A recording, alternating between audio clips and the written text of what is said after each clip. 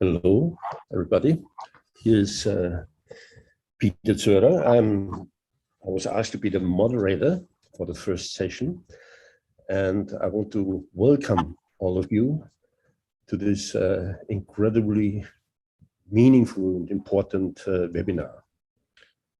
Tai Ji Men, the Road to Freedom. And let me first just explain the significance of this day. It's a United Nations Day, one of the many United Nations days, and it is especially dedicated to Nelson Mandela, the hero and the century top human rights figure of the African continent. The Nelson Mandela Day is celebrated globally on July the 18th of every year. This day is the birthday of the legend, Mr. Mandela, who has fought for social justice. This day is celebrated to observe the values followed by the Mandela and to remind us of his contributions like peace, human rights, reconciliation, freedom. So I wish all of you a happy Nelson Mandela Day. This is a very meaningful day because it's all about freedom. Nelson Mandela, from the bottom of hell, one could say, he worked his way up to freedom. And many of the religious groups, different religious minority groups, and organizations still experience prison, at least a spiritual prison. They are still discriminated against, and especially today we are talking about the Tai Ji Men movement, and they in particular have suffered for several decades because of government oppression. So what can we learn from Nelson Mandela? How did this day come about? November 2009, in recognition of the former South African president's contribution to the culture of peace and freedom, the UN General Assembly declares the 18th of July the Nelson Mandela International Day. Here is a speech by the UN Secretary General exactly for this day. It's a very short speech. I'll just quote it for you. This is a message to all of us. It has just been published on the UN website. Today, the world honors a giant of our time, a leader of unparalleled courage and towering achievement, and a man of quiet dignity and deep humanity. Nelson Mandela was a healer of communities and a mentor to generations. He remains a moral compass and reference to us all. Madiba, that's what they called him, Nelson Mandela. Madiba walked the path to freedom and dignity with steely determination and with compassion and love. He showed that each and every one of us has the ability and responsibility to build a better future for all. Our world today is marked by war, overwhelmed by emergencies, blighted by racism, discrimination, poverty, and inequalities, and threatened by climate disaster. Let us find hope in Nelson Mandela's example and inspiration in his vision. Today and every day, let us honor Nelson Mandela's legacy by taking action, by speaking out against hate and standing up for human rights, by embracing our common humanity, rich in diversity, equal in dignity, and united in solidarity, and by together making our world more just, compassionate, prosperous, and sustainable for all. Antonio Guterres. So This day is celebrated all over the world, but especially in Africa, you can imagine. There's just a very brief history of Nelson Mandela.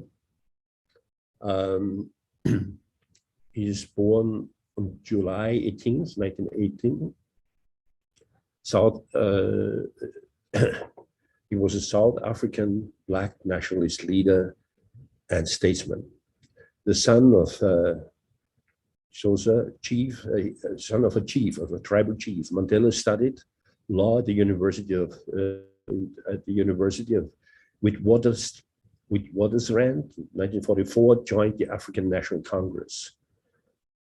He was arrested in 1962. He was sentenced to life imprisonment. He retained wide support among South Africa's Black population and became an international celebrity.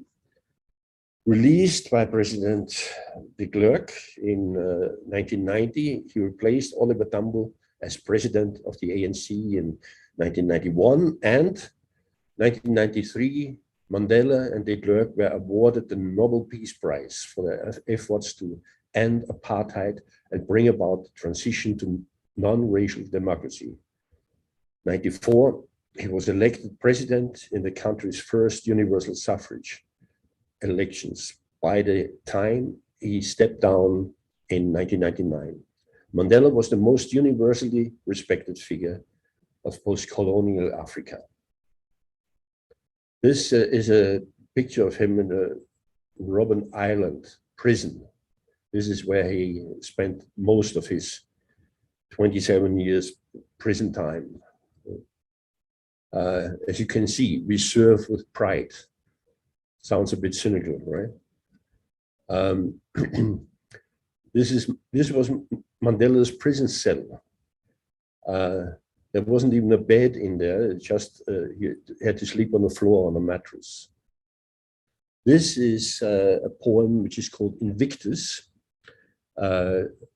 Maybe some of you have seen the movie Invictus. If not, I really suggest you to watch this movie.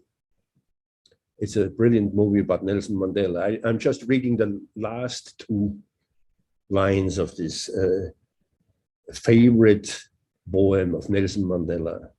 This he recited many times in prison, and it gave him a lot of strength. I am the master of my fate. I am the captain. I am the captain of my soul.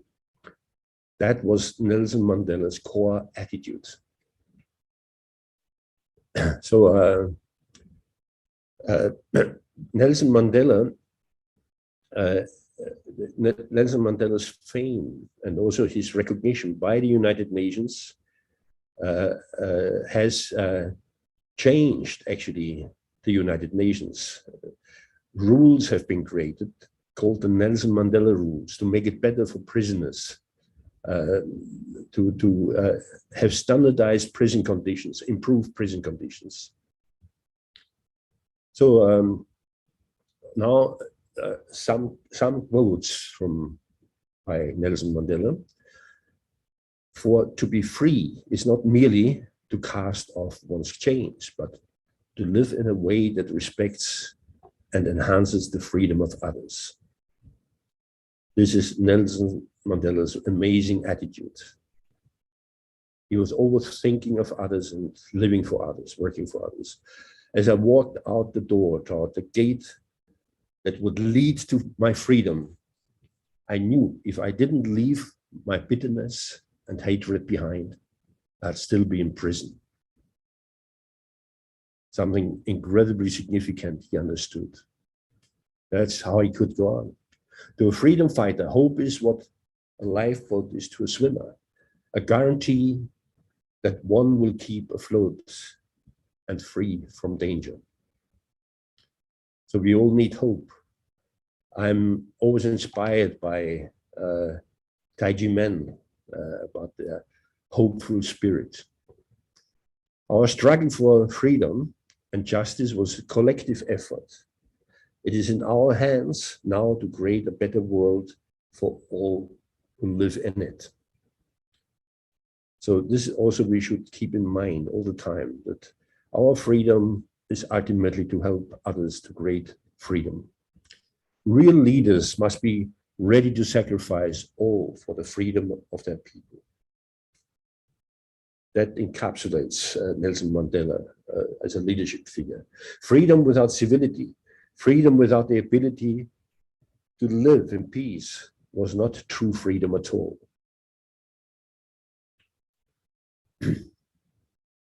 So that's also a wonderful quote, but I think I'm running out of time. The time has come to accept in our hearts and minds that with freedom comes responsibility. There is no easy walk to freedom anywhere, and many of us will have to pass through a valley of shadow of death again and again before we reach the mountaintop of our desires. And the purpose of freedom is to create it for others. Only free men can negotiate. Yeah. Our march to freedom is irreversible. We must not allow fear to stand in our way. That's important. There is no such a thing as a part freedom. Let freedom reign. Let freedom reign. So that brings me to the end of my presentation. I hope it could inspire you. So if you like to know more about FOWPAL, about my human rights organization, please put it on, like it and put it on your Facebook or wherever. I have also Twitter and a Facebook group and a YouTube channel. Thank you very much for listening, and I like to now introduce a film, which is the first video of Dr. Hong Tao-Tze speech on July the 13th, 2022. Very, very recent, at the 15th anniversary of Tai Ji Men, of the Tai Ji Men acquittal. Thank you. Get out of here. I hope I can. Yeah, good.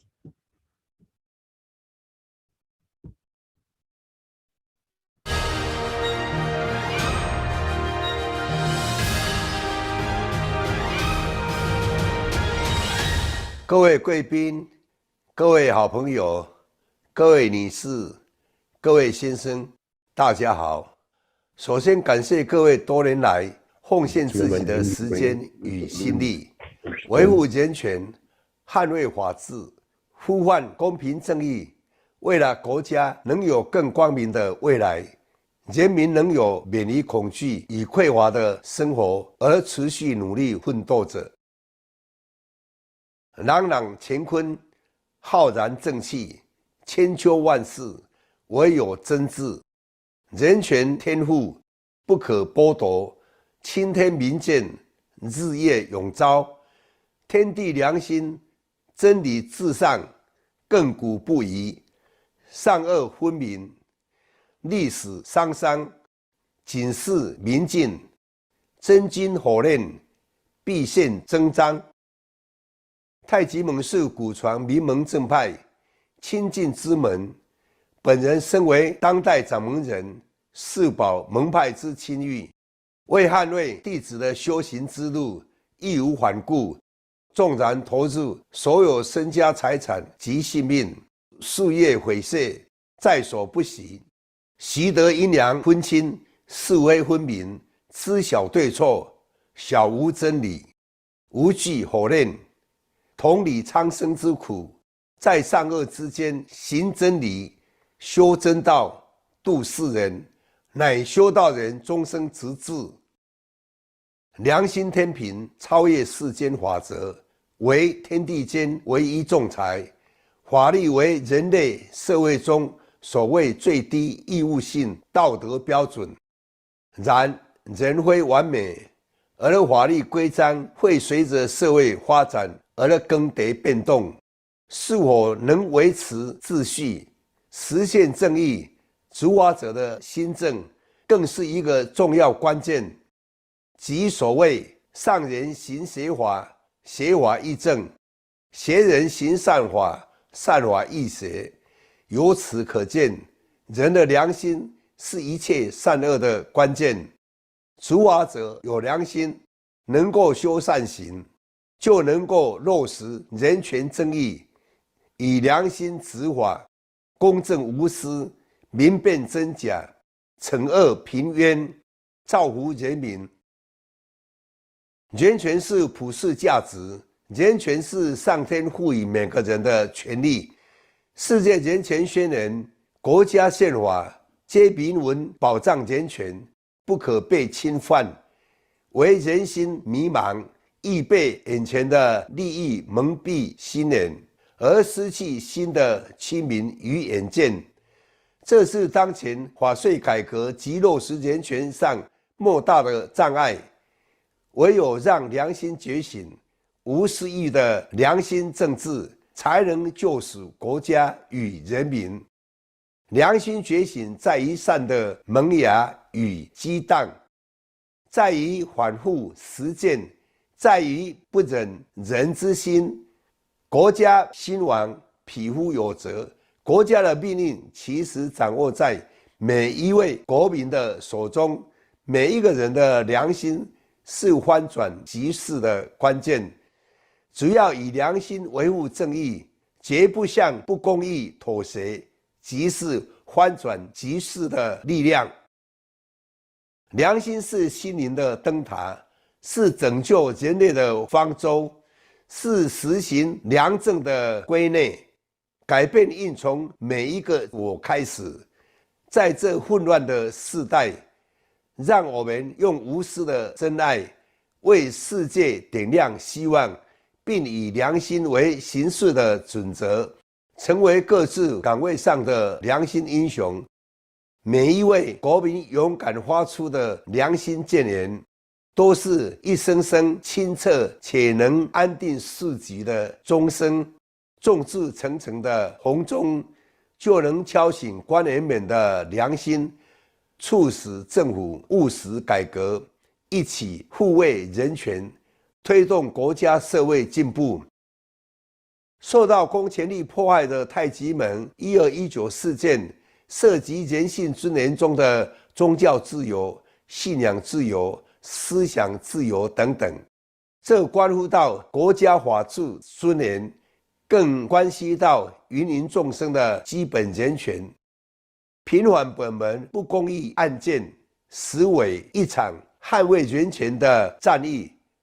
走过来的路，让我们更了解黎民之苦，让我们更看清国家因心因格事项。在平反之路上，虽屡屡遭遇横逆，但我们始终相信善良与智慧的力量能够转动世界，能够唤醒人们的良心，让真理彰显，并为全人类创造更美好的未来。国家需要更多良心志士，一同维护人权，捍卫正义。感谢一路以来不畏强权、坚守正义的朋友们，让我们继续携手前行，维护社会的公平正义，守护我们共同的家园，建构安定、祥和、幸福的国家。祝福良心普世行，公理得实践，人人享人权，国富民安乐。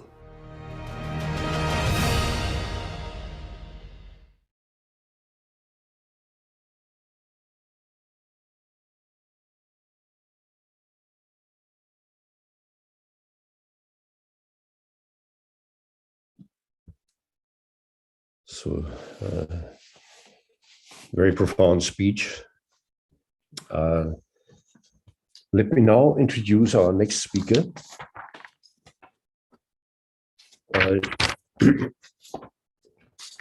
Very known, a very known friend, a very known figure, good friend to us, human rights advocates, especially those who work in the religious freedom arena. His name is Dr. Massimo Introvigne. And he's an Italian sociologist of religion and intellectual property attorney.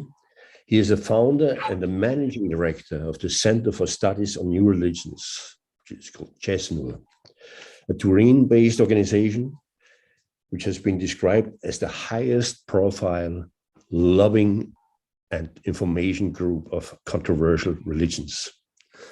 So he has a massive library in Turin. I was told, I'm still looking forward to see this library once. They say it is the largest library on new religions worldwide. Dr. Introvigne was also the personal representative of the OSCE chairperson in office in combating racism, xenophobia, and discrimination. And of course, he is the founder of Video-Unbreakable, the magazine which defends religious freedom worldwide. Let's welcome Dr. Massimo Introvigne. Thank you, and I will now try to share my screen, and you may be surprised by what you will immediately see.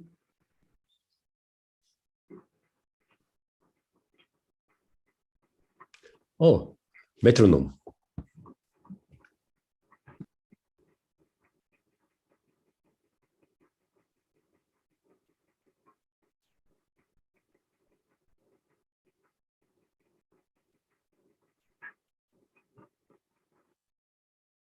So what does this has to do with the Mandela Day and Tai Ji Men? Well, actually quite a lot, because as we know from previous webinar, a very important part of the question of Tai Ji Men is transitional justice. What is transitional justice? When you pass from authoritarian, non-democratic regime to a democratic regime, you need to deal with past abuses of human rights by rectifying the injustice, telling the truth to citizens, indemnifying victims, and punish the perpetrators.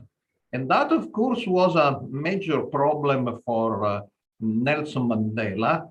And Mandela devised a solution, which was the Truth and Reconciliation Commission of South Africa, which has been a very important feature of the social, cultural, political, intellectual scene in South Africa.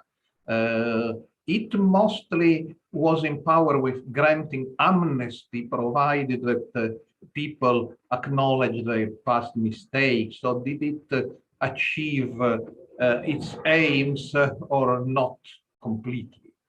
And my choice is to discuss this issue of transitional justice, which connects in a way South Africa and Taiwan, which also had to administer transitional justice after the authoritarian and post-authoritarian phase through the work of William Kentridge. William Kentridge is one of the most important contemporary artists in the world, and he is South African Jew. Actually, his remote origins of his family is Lithuanian. His name Kantorowicz changed into Kentridge, and his grandfather was a Litvak, a Lithuanian who emigrated to South Africa. So what you have seen is an installation of Kentridge about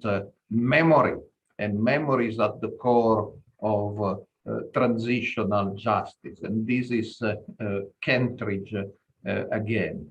And Kentridge has proposed a deep reflection on transitional justice, particularly by revisiting two classic works of the 19th century, which apparently do not have a lot to do with with transitional justice, but he used these classical works as sort of templates to discuss contemporary issues. And one of the classical work he uses is actually Ubu-Roi. Ubu-Roi is a satirical piece at the end of the 19th century by the French author and playwright Alfred Jarry. And for those who don't know Ubu-Roi, here you see the use. It's actually, this was a play written by Jane Taylor, but everybody knows it because of the mise-en-scène by Kentridge with puppets, with art in 1997. So in the original Jarry piece, Ubu is a corrupted officer who managed to become king of Poland. And of course, it's a satirical play, and then starts stealing money through high taxes, which leads to Poland becoming impoverished, being invaded by Russia. Meanwhile, his wife steals from him in turn, and he ended up escaping to France.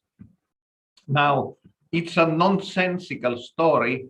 So in French, they use the word ubuesque to say something which verges on the absurd. But in Kentridge and Taylor version, Ubu is a South African bureaucrat who managed to use apartheid for his own personal enrichment. And when he learns Mandela set up the Truth Commission, which powers of amnesty, is very uncertain what to do, but in the end, he turns even the Truth Commission to his own advantage. So it's a satire, but of a deep idea that while some ideologists responsible for the apartheid were punished, many petty bureaucrats which were not less responsible were never punished. Now, the second literary reference Kentridge used for transitional justice is something actually older, and it's a very famous Russian short story called The Nose by Nikolai Gogol. And this story is also very famous, and it's the story of a Russian bureaucrat.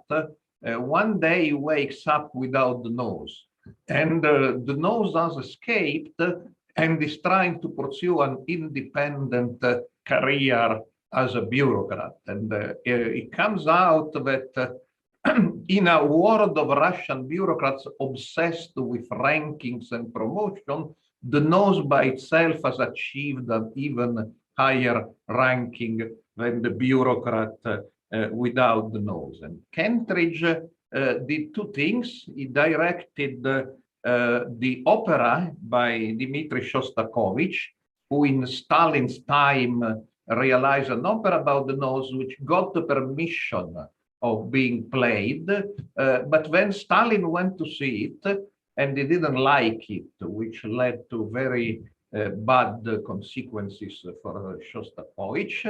And he did, Kentridge did an installation called It's Not Me, the Horse Is Not Mine, which is a Russian expression indicated I have no responsibility, used by those who want to escape consequences of their wrongdoing.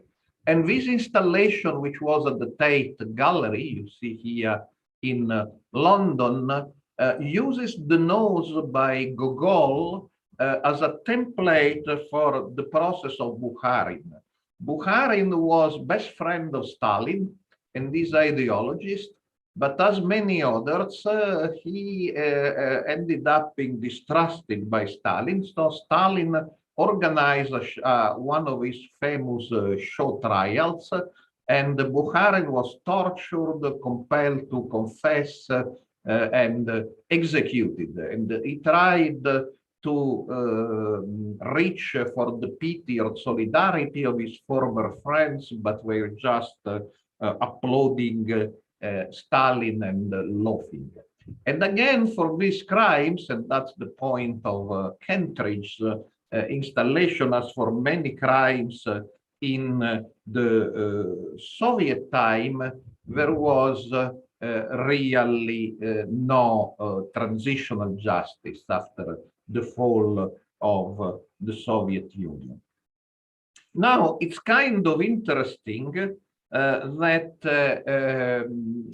Kentridge's work are installation or movies with plays, with arts. They are very expensive to produce. And when Ubu and the Draft Commission was produced, one of the, or two rather, of the bodies who put the money to produce it were from Taiwan, the Taipei Arts Festival and the Taipei Culture Foundation. So that shows there is an interest in Taiwan in themes of transitional justice. But on the other hand, they also have the same problem. So when Kentridge tells us the story that petty bureaucrats were not punished in the post-apartheid Taiwan, very similar is the story of how the bureaucrats responsible for persecuting Tai Ji men were never punished in Taiwan. And as we know, there are also problems in Taiwan we discussed in other webinars. In Taiwan, there is a Transitional Justice Commission established in 2018, but the mandate of this commission is only to investigate human rights abuses that happened up to 1992, which is not a good date because actually human rights abuses continued after 92. The Tai Ji Men case and the other gross violations of freedom of religion or belief happened in 1996. So 1992 is not a good day. So I believe what happened in South Africa, where some results were achieved by transitional justice, but intellectual remain critics, and not all problems were solved, notwithstanding Mandela's good intentions, is also relevant for Taiwan. I will conclude by saying that there is another, perhaps the most important aspect of Kentridge's art about transitional justice, which is important for the Tai Ji Men case. Kentridge is a very disillusioned intellectual, and he believes that transitional justice is impossible to achieve if we regard the transitional justice as a problem that can be solved by law and politics. We will never have transitional justice if we remain within the legal sphere. What we need is a change of heart, and that led the last Kentridge. This is from an exhibition of a few weeks ago. Kentridge is trying to show that we hit the limits of reason, the limits of reasonable discourse. We may have the best sentences in the world, and then at the end of our sentence we put a full stop. and the full stop, as he writes, swallows the sentence, and there is no sentence. It passes into oblivion or irrelevance. And so we really need to walk out of the idea that problems such as justice and reconciliation after the apartheid, and also the violence of some of those who opposed the apartheid in South Africa, or communism in Eastern Europe, or even if Kentridge doesn't deal with this, authoritarianism and post-authoritarianism in Taiwan, these are all problems we cannot solve simply by having a good commission or a good law or a good regulation, but we need to look at our heart and change our conscience.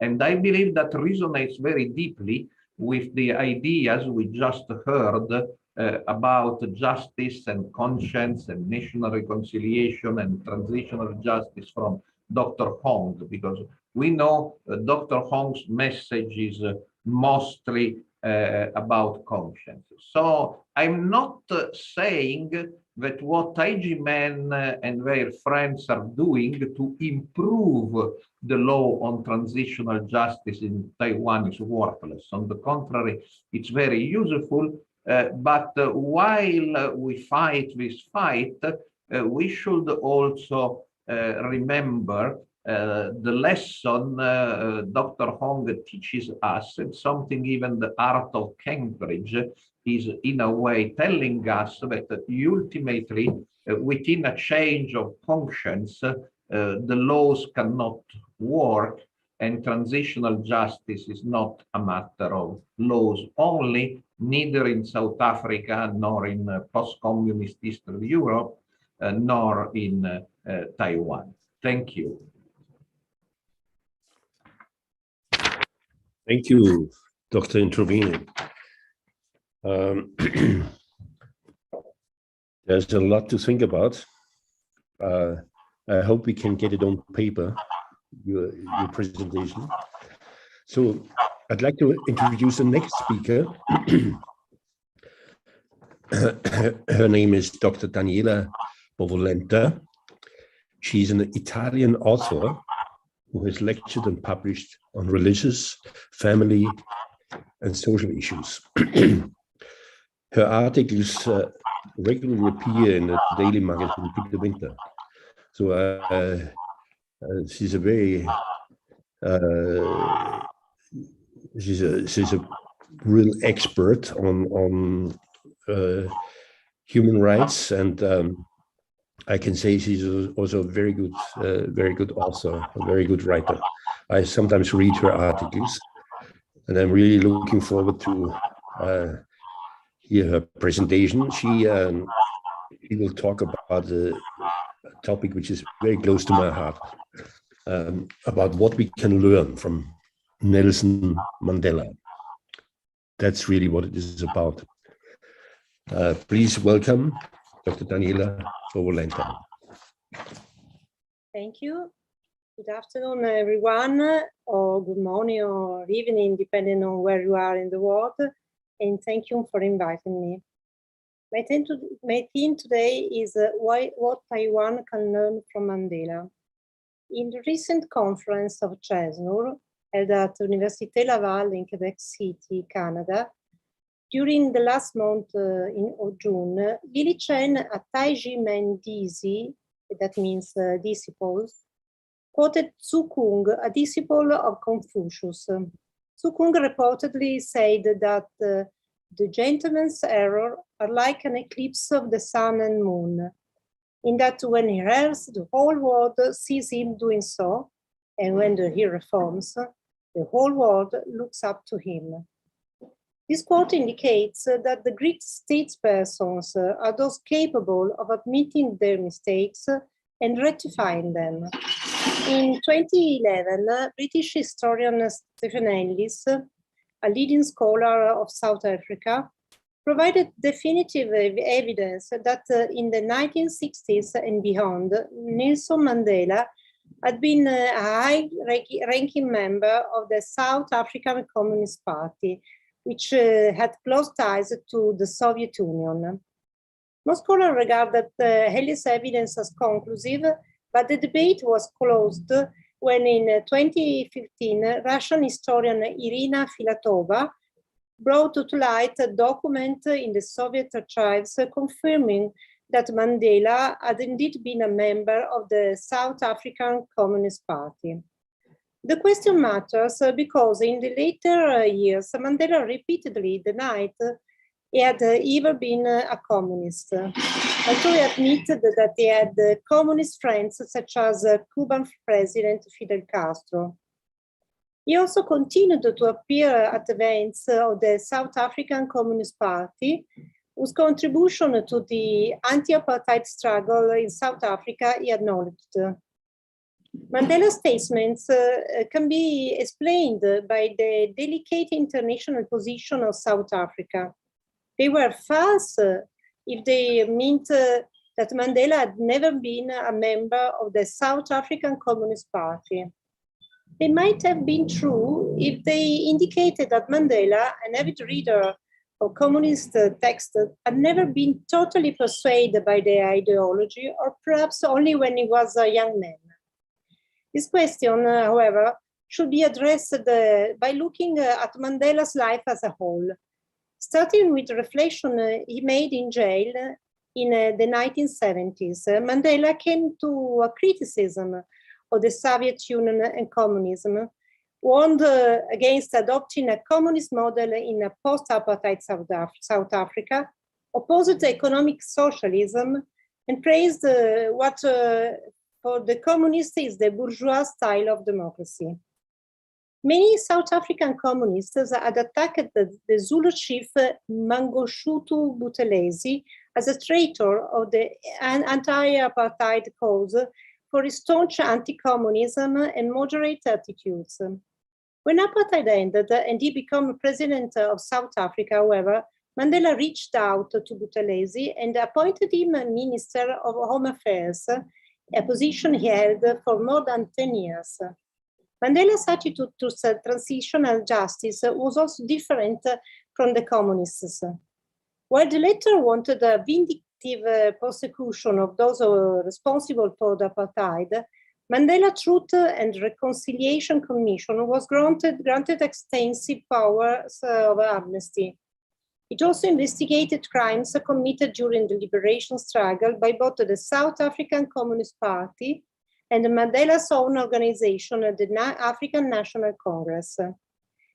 Critics on the left even called Mandela as president an anti-communist, although his evolution may be better viewed as a willingness to consider different points of view and learn from the mistakes of other countries as well from his own errors. This made Mandela the leading statesperson whom the Mandela Day celebrates. Notwithstanding the quote I mentioned in the beginning, attributed to a disciple of Confucius, there are cultural differences between South Africa and Taiwan. Recognizing one's mistakes is traditionally seen as a part of African wisdom. On the contrary, saving face is important in Chinese culture, and as Massimo Introvigne has observed, may make it more difficult for Taiwanese authorities to admit the mistakes and illegal acts that characterize the Tai Ji Men case since its very beginning.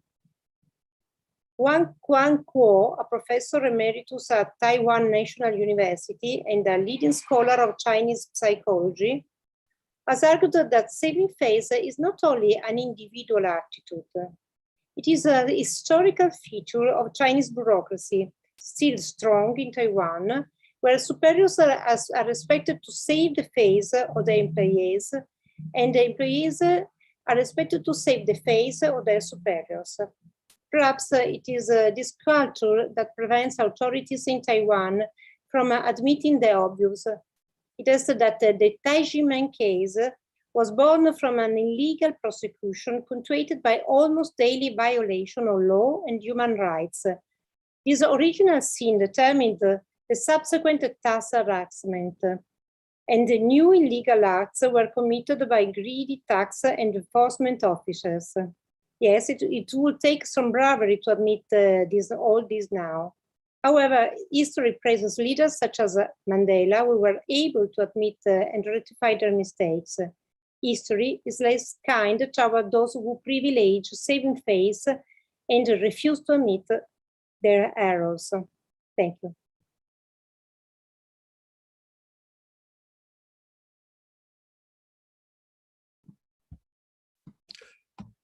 Thank you, Dr. Bovolenta.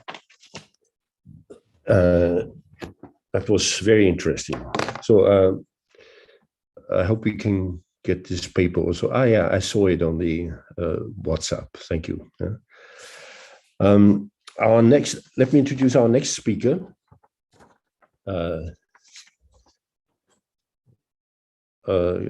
Long-time co-traveler in the field of human rights, my friend, good friend.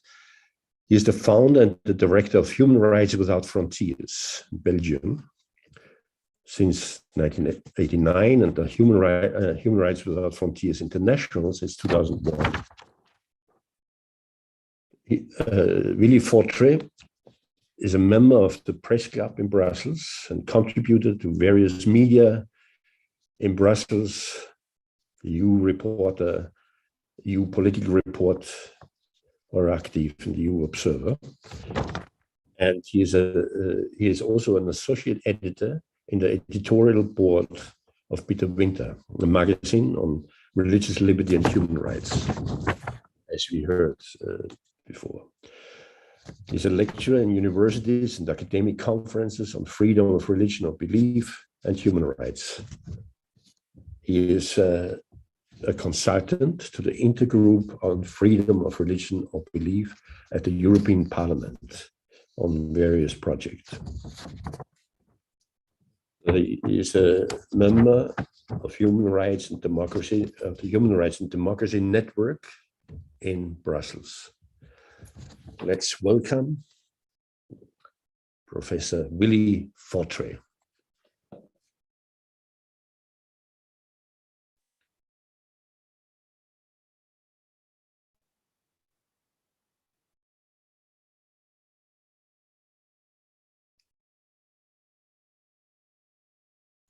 Willy, your microphone.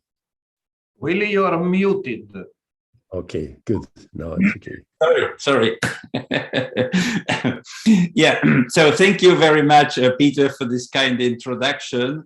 We are now coming to the second part of the webinar. As usual, it is devoted to the Dizi because it's very important to give them a voice in the debates between scholars and well, other activists of Tai Ji Men, and exchange our thoughts and impressions about the past, about the present, and about the future. I think that we will now start with a video, if I'm not wrong.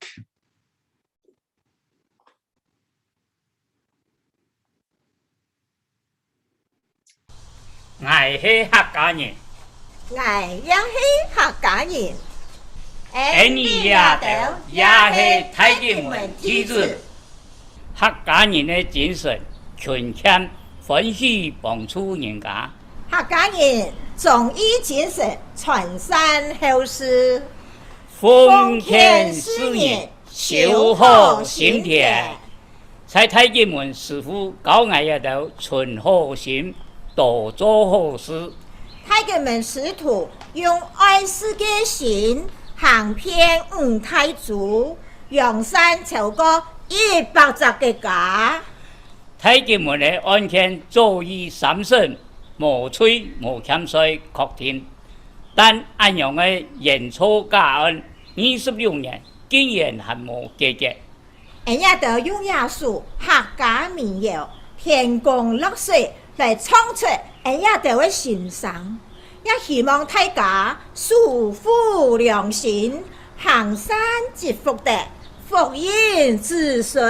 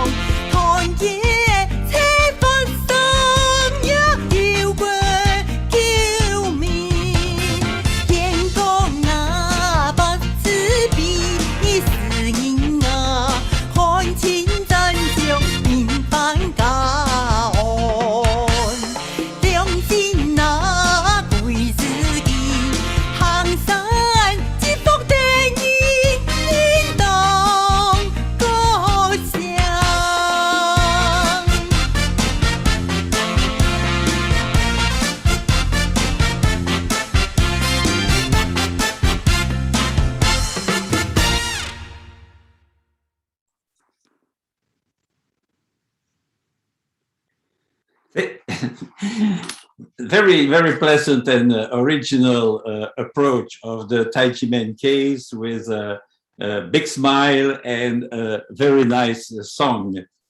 Now, coming back to the session devoted to the Dizi, I would like to make a very short introduction first.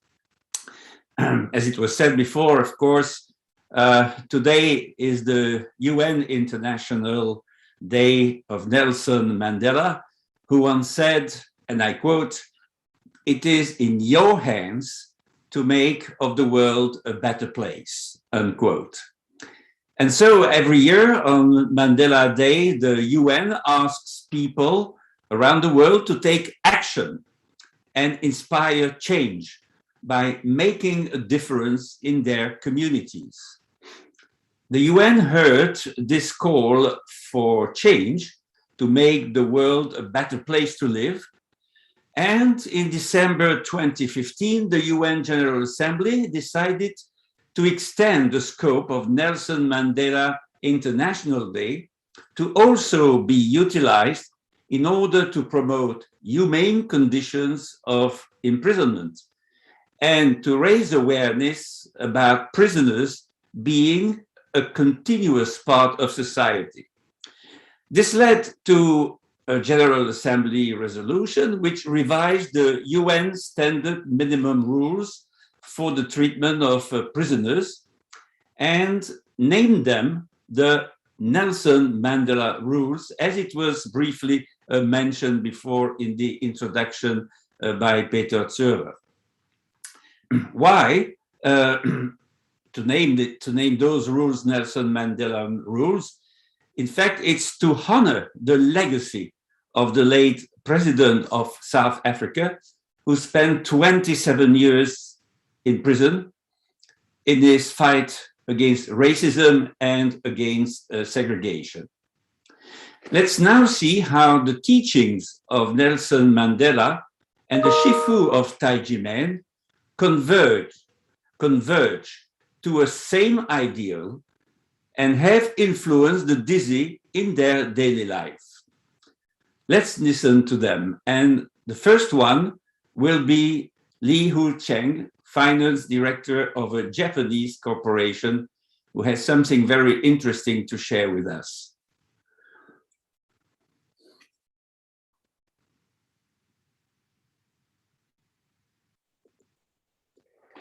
Hello to everyone. It's my pleasure to be a part of this online forum.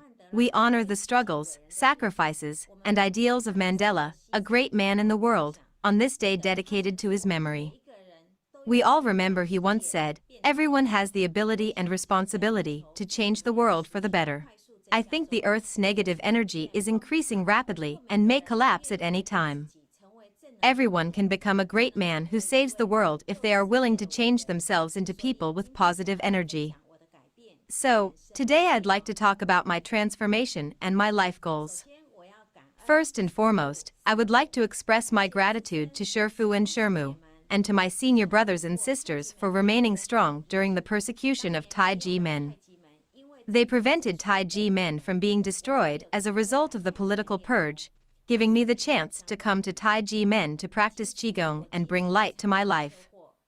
When I was young, I had a major car accident and I spent a lot of time, effort, and money trying to recover for more than 2 years, but I saw no progress and felt like there was no hope for my future. However, my body is no longer in pain and can move freely since joining Tai Ji Men and practicing Qigong on a daily basis, which makes me very happy and grateful. After that, I frequently went to Tai Ji Men to hear my brothers and sisters' stories and to learn from Shifu's example, words, and unspoken teachings, which had been a great help to me when my body and mind were weak, and it's like a second home to me. But I was shocked to learn that Shifu and Shirmu, who are dedicated to promoting love and peace and making a positive impact on the world, were illegally prosecuted in 1996 by prosecutor Ho Kwon-jen, illegally detained, and all their property was seized without leaving any living expenses. I didn't realize Taiwan had such a dark side. I am extremely fortunate that my Shifu has inherited the highly esteemed Tai Ji Yin Yang philosophy, as well as the culture of Qigong and martial arts, and has instructed Dizi to use love, work, forbearance, and peace to confront the country's persecution. Otherwise, prosecutor Ho Quan-jin's plan calls for the detention of 200 more Tai Ji Men Dizi, and if so, it is very likely that Shifu, Shirmu, and brothers and sisters will be more severely persecuted in prison. Shifu and Shirmu endured the state's violation of their reputation, lives, and property after they returned from the disaster and suffered from the overwhelming slander of the public opinion. Shifu could not bear to give up on his disciples, nor could he give up on passing on the Tai Ji Men culture that the world needed, so he persevered and led his Dizi to study Taiwan's judicial and tax systems as well as how to deal with corrupt officials' omnipotent seizure and auction techniques day and night.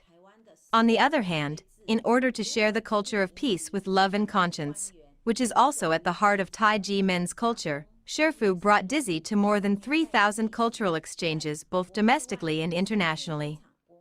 I have the utmost respect for Shifu and Shirmu because they endured such humiliation, bearing the burden, and solely had the well-being of the world in mind. I was very timid before I joined Tai Ji Men, and I used to measure my actions' success or failure before doing things first, and if I was not absolutely sure, I would not do it. As a result, I developed the habit of the less trouble, the better. However, with Shifu's guidance, I learned to be brave, and I remembered Shifu telling Dizi that the right thing must be done, and that do not do anything only when you see hope, but only when you do it, can you see the hope. The global COVID-19 pandemic in 2020 led to the poor performance, closure, or employee layoffs of numerous firms. So, when the government announced the epidemic subsidy program, I wanted to assist my company to obtain the subsidy. However, after reading all of the information, I realized that I would have to work extra hours to complete it. I finally decided to do it after much deliberation. I simply wanted to assist the company in overcoming its difficulties. I had no idea I would be recognized as the world's model employee as a result of this. I was startled to learn from the supervisor that the Japanese headquarters rarely award this honor on foreign branches. It seems that I have inherited the Tai Ji Men Gong Fu.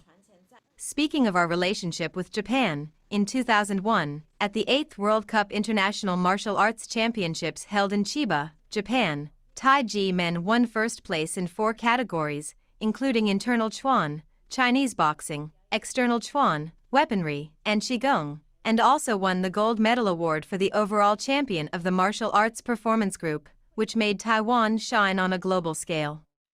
The chief judge for the finals was Mr. Sawamura, president of the Japan Martial Arts Federation. Tai Ji Men's performance at the time moved him deeply, and he found it difficult to forget for a long time. When he came to Taiwan to celebrate the 50th anniversary of Tai Ji Men, he presented Shifu with a samurai sword, saying that the sword was his doppelganger to protect Tai Ji Men, which touched me deeply. As a Dizi, I should do my part to defend Tai Ji Men and human rights. Shifu once told us, the greatest hero is the one who serves his country and his people. I believe that Mandela and my Shifu share the same sentiment. Following the 1996 false case, many brothers and sisters lost their jobs, were accused by their families, suspected by colleagues, and bullied by bystanders, mirroring the discrimination and injustice suffered by the black people in South Africa at that time. Furthermore, our academies were seized by abuse of power, Shifu's property was seized illegally, Shifu was easily deprived of his property, and his freedom of movement was arbitrarily restricted, endangering the basic human rights of Tai Ji Men Shifu and Dizi and destroying the passing down and preservation of culture. I am convinced that many people in Taiwan and around the world are victims of judicial and tax persecution. We stand up to let all victims know that it is necessary and important to courageously fight for justice and human rights and that they are not alone. More than 10,000 French citizens signed a petition to the South African Embassy in France in 1981, demanding the release of a male prisoner in South Africa. In 1982, 2,000 mayors from 53 countries around the world signed a petition demanding the release of the male prisoner. In 1983, 78 British MPs issued a joint statement, and more than 50 city mayors marched in costume in London, urging the British Prime Minister to put pressure on South Africa to release the male prisoner. This male prisoner is the former president of South Africa, Nelson Mandela, who insists on truth and justice. The courage of his pursuit of justice has moved the world to come forward in solidarity with him. I hope that more people in Taiwan and around the world will join together in a petition to demand the vindication of the Tai Ji Men false case, the vindication of the original sin of history, and the vindication of the people and souls who have been persecuted by the law and tax in the past and present.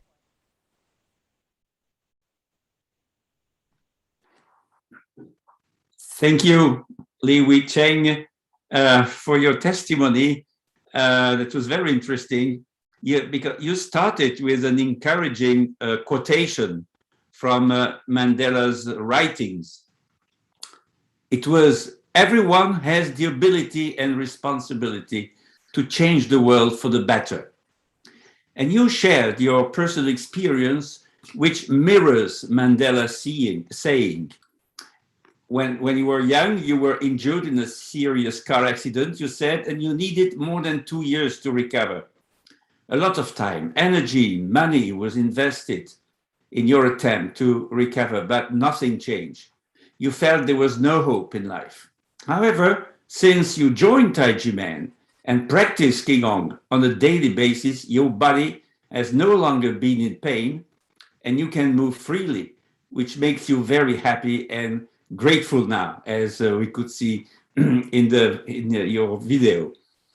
But this was only the beginning of a series of other amazing events in your life, illustrating the will to change the world for the better.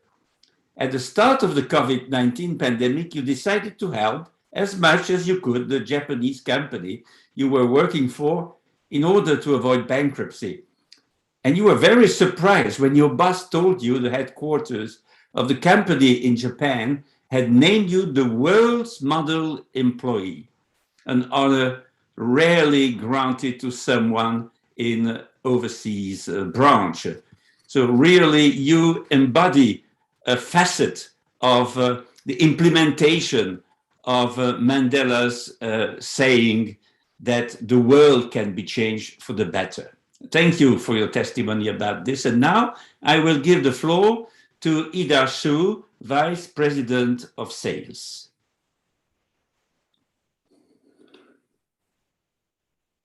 Thank you, Dr. Fautre. Hello, everyone. My name is Ida Xu. I have been Tai Ji Men Dizi for 26 years and volunteered of Asian Aliens to Redress of 1219. Today is Nelson Mandela International Day. The highlight of this day is to take action and inspire change. As we all know that Mr. Mandela devoted his entire life to fighting for human rights. His words still inspire us today. Our common humanity demands that we make the impossible possible.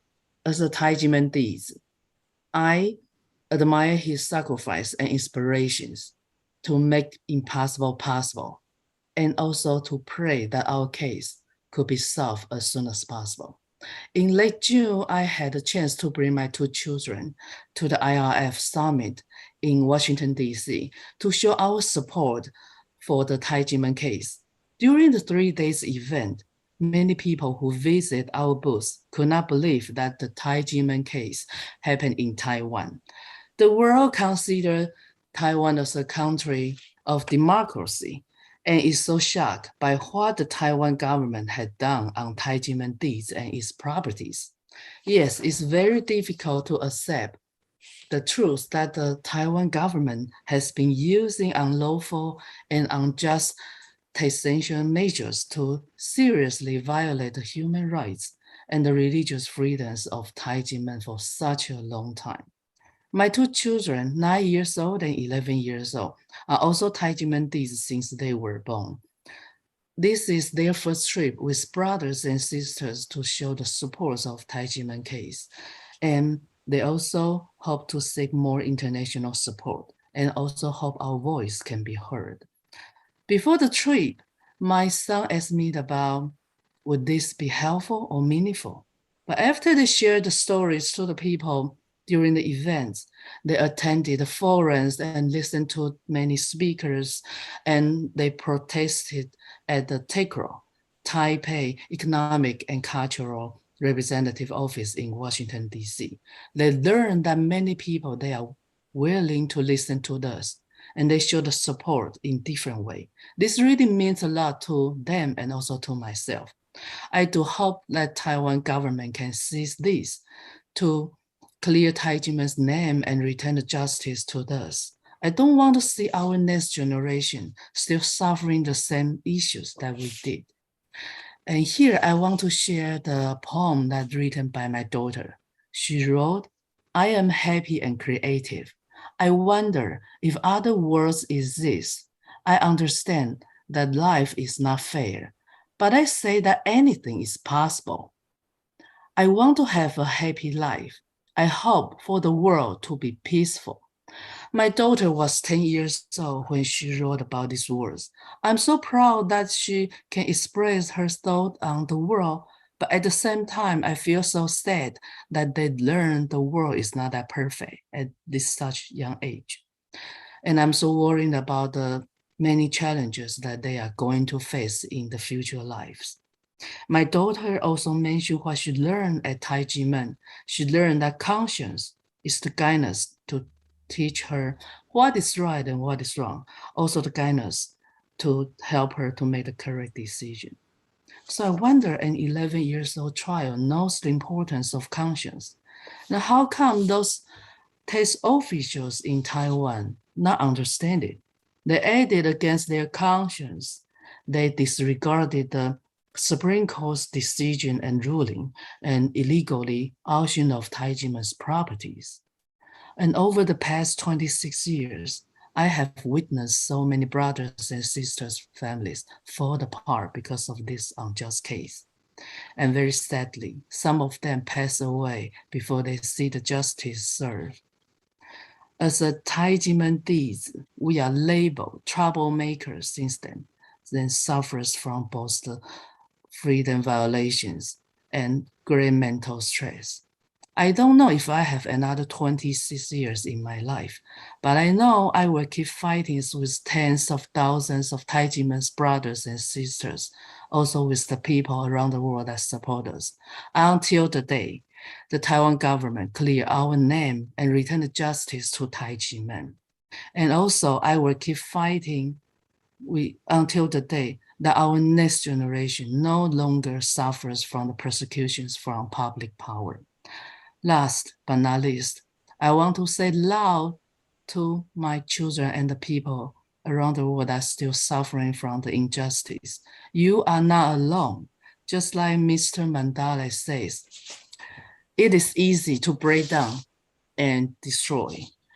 The heroes are those people to make peace and build. And we will continue to follow our Grandmaster, Dr. Hong Dao's lead to promote love and peace, persist on doing good deeds, and hopefully the justice will be revealed one day.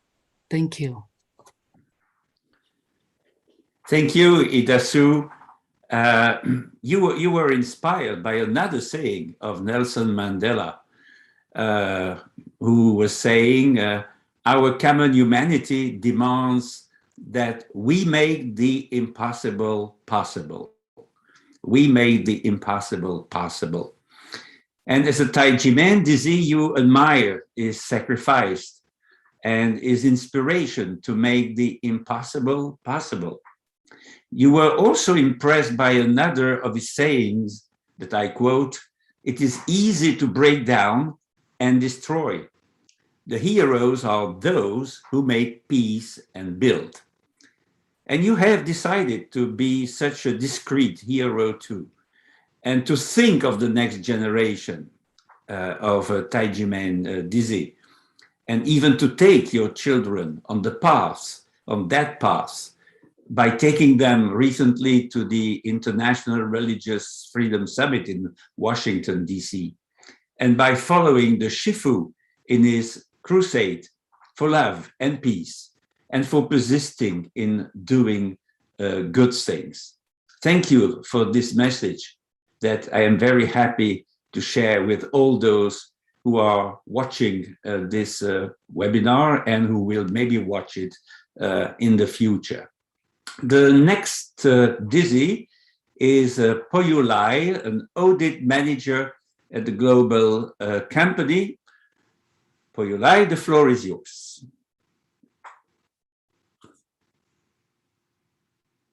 Hello everyone. My name is Steven. I currently work as a financial auditor in an American corporation, and I am also a Tai Ji Men Dizi. Today is the United Nations commemoration of Nelson Mandela International Day. I am honored to participate in this webinar to express my respect to Mr. Mandela and share my thoughts of being a Tai Ji Men Dizi who has been persecuted by the government's legal and tax authorities. Mr. Mandela dedicated his life to the abolition of apartheid, achieving racial reconciliation, and eliminating poverty and injustice in South Africa. For this reason, when he led the anti-apartheid movement, the South African court imprisoned him for more than 26 years on charges including conspiracy to overthrow the government. After his release from prison in 1990, he continued to lead South Africa during the transitional period in promoting multi-ethnic democracy and ended apartheid in South Africa. His bravery and contribution to fighting for democracy and promoting a culture of peace around the world has been recognized and praised worldwide. In 1993, he was awarded the Nobel Peace Prize for his special contribution. He is also one of the leaders I admire and imitate the most. Mr. Mandela lost more than 26 years of freedom to break the barriers of apartheid in exchange for freedom, democracy, equality and human rights in South Africa today. But he would never have imagined that in the 21st century today, there are also a group of people in another country who have been fighting the government for nearly 26 years for democracy, the rule of law and human rights. For the realization of axiom and justice, they are still ongoing struggle. I have personally experienced these difficult years, and this is what I am going to share with you today. My brother and I were both born in Kaohsiung City, southern Taiwan in 1964. As 7-month-old premature babies and twins, our low weight and congenital developmental deficiencies made us both frail and sickly since childhood, and I was always the skinniest one in any group from childhood. Colds and taking medicine became my daily routine, and the situation did not improve even after I worked as an adult. I thought this would be my life until one day a colleague told me that practicing Qigong might be helpful to improve my constitution. So I joined Tai Ji Men Qigong Academy in 1993 to practice Qigong and self-cultivation under the guidance of Master Hong Tao-Tze. Surprising, after only about half a year, the symptoms of fear of cold and frequent colds have disappeared, and I could finally live a normal life.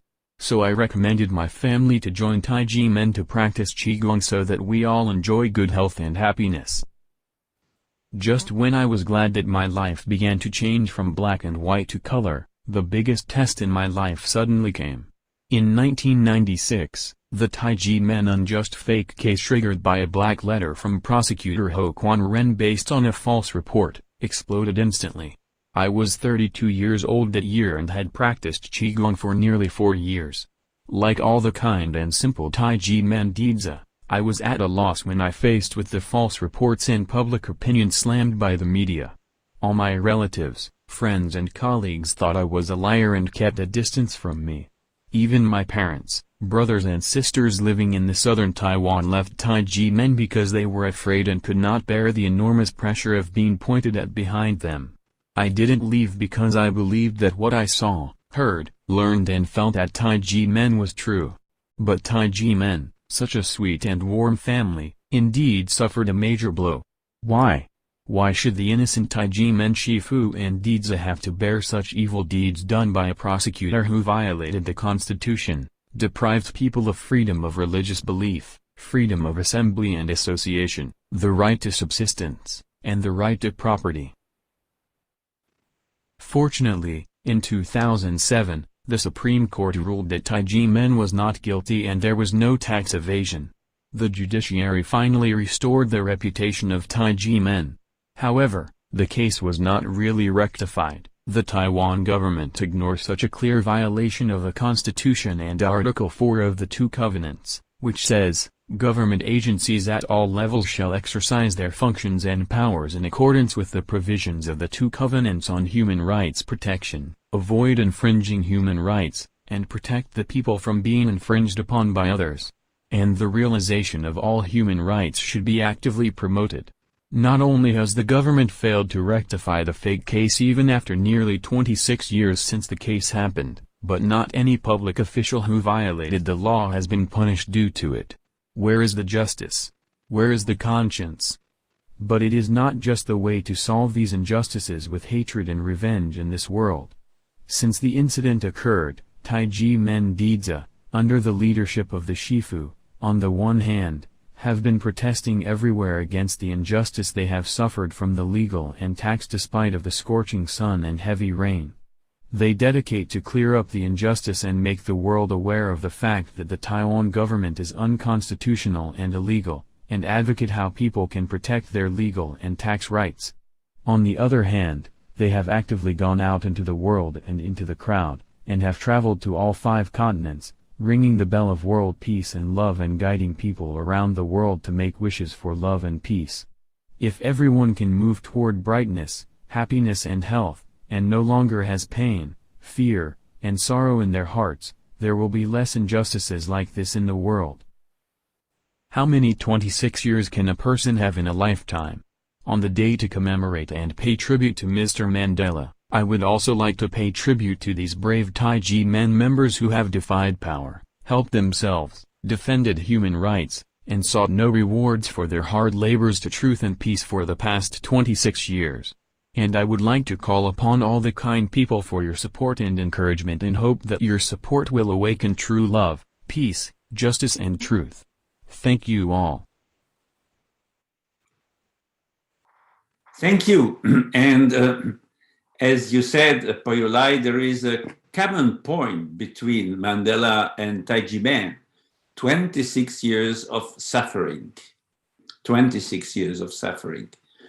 Mandela's objective was to break the barriers of apartheid in exchange for freedom, democracy, equality, and human rights in South Africa. He managed to have racial segregation abolished, but he would never have imagined that in the 21st century, today, a group of peaceful people in another country, Taiwan, would fight against their government for nearly 26 years for democracy, the rule of law, human rights, and justice, but still not successfully. And now I will give the floor to the next Dizi, Sienna Lin, a graduate student, Department of Industry and Information Management at the Chien University. The floor is yours, Sienna Lin. Hello, my name is Sienna, and I'm honored to participate in this seminar to pay tribute to Mr. Nelson Mandela and to share my view on Taiwan democracy and Tai Ji Men. I'm a graduate student from Taiwan, and my education in Taiwan has taught me that Taiwan is a democratic republic where the people are the owner and can decide the affairs of the country. Indeed, after almost half a century of authoritarian ruling, Taiwan has not only received international recognition for its democratic political development, been ranked as the #1 for democracy in Asia in EIU, and had the reputation of the beacon of democracy in Asia, but also signed the ICCPR and ICESCR in 2009, and incorporated them into Taiwan's domestic law to demonstrate its determination to implement the protection of human rights. Besides, I'm a Tai Ji Men Dizi who grew up in Tai Ji Men since birth. Brothers and sisters are as kind as my siblings, and I learned to be brave so I can talk to people naturally and share my experience with you as I do now.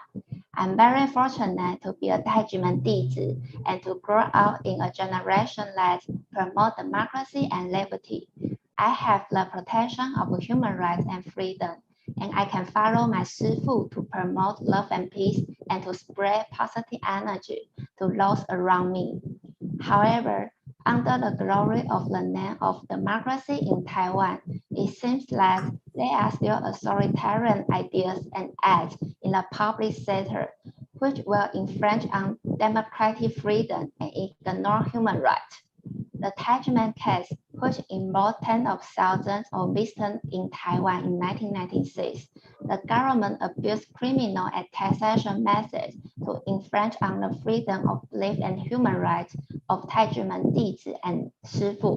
But after more than 25 years, this fake case, which was created out of nothing, has still not been vindicated or resolved by the government yet.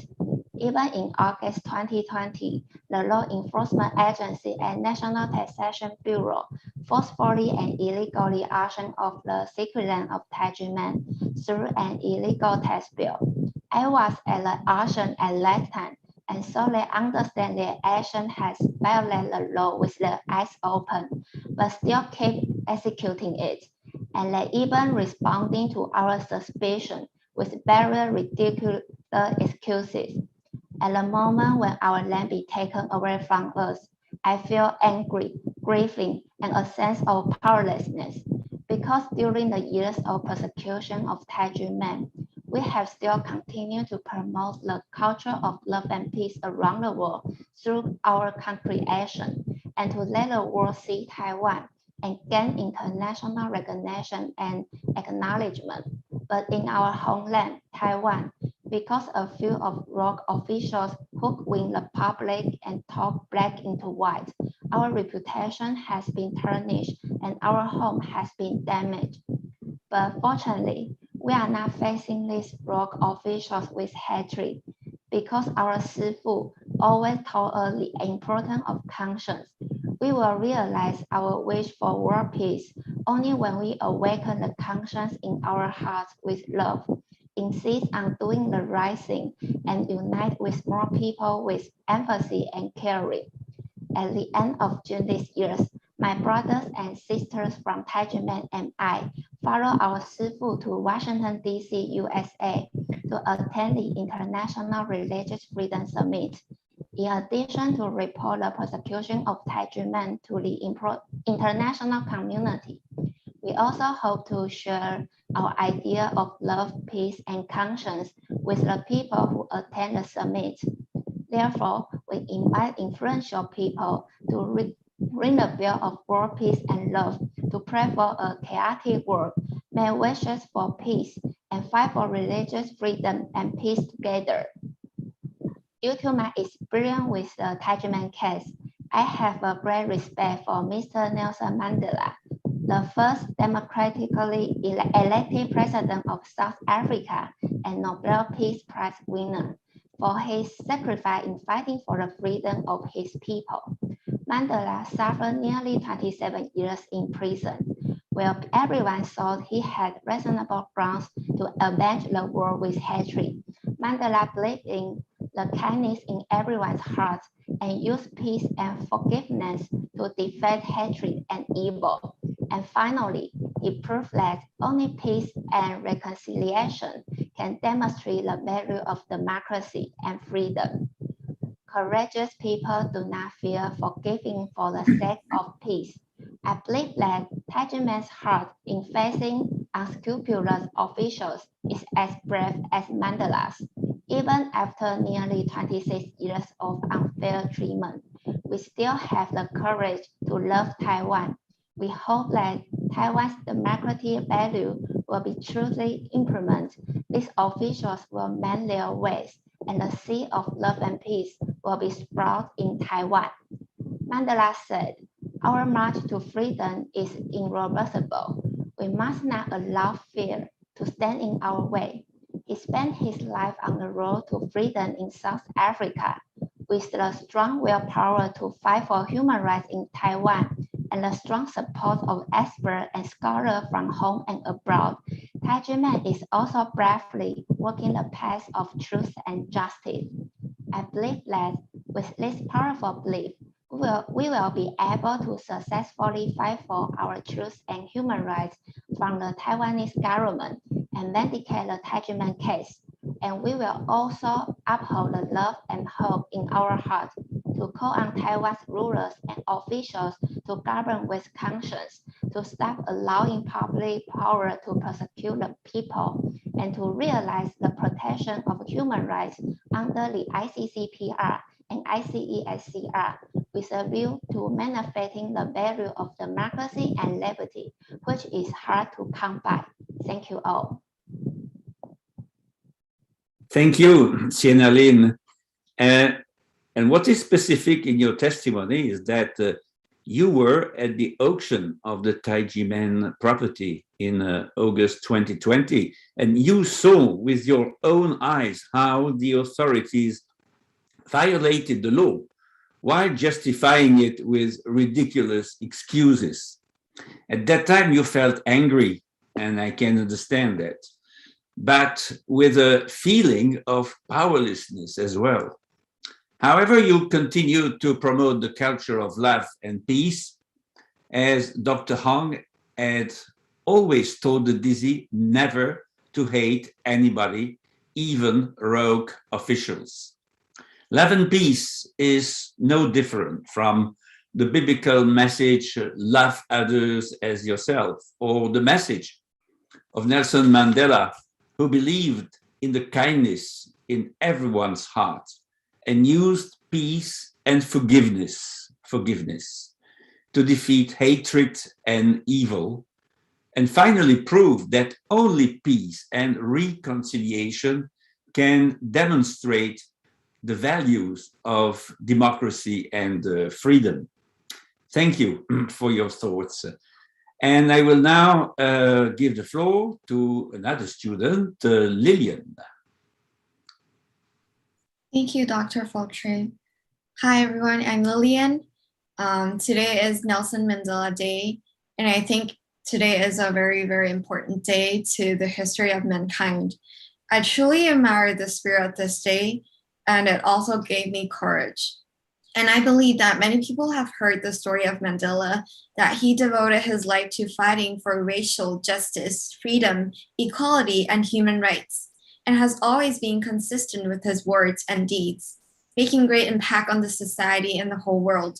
From being a human rights fighter to being sentenced to life imprisonment, regained his freedom, and then becoming the first Black president of South Africa. So he is like a miracle, because no matter how dark he was into, he never gave up hope.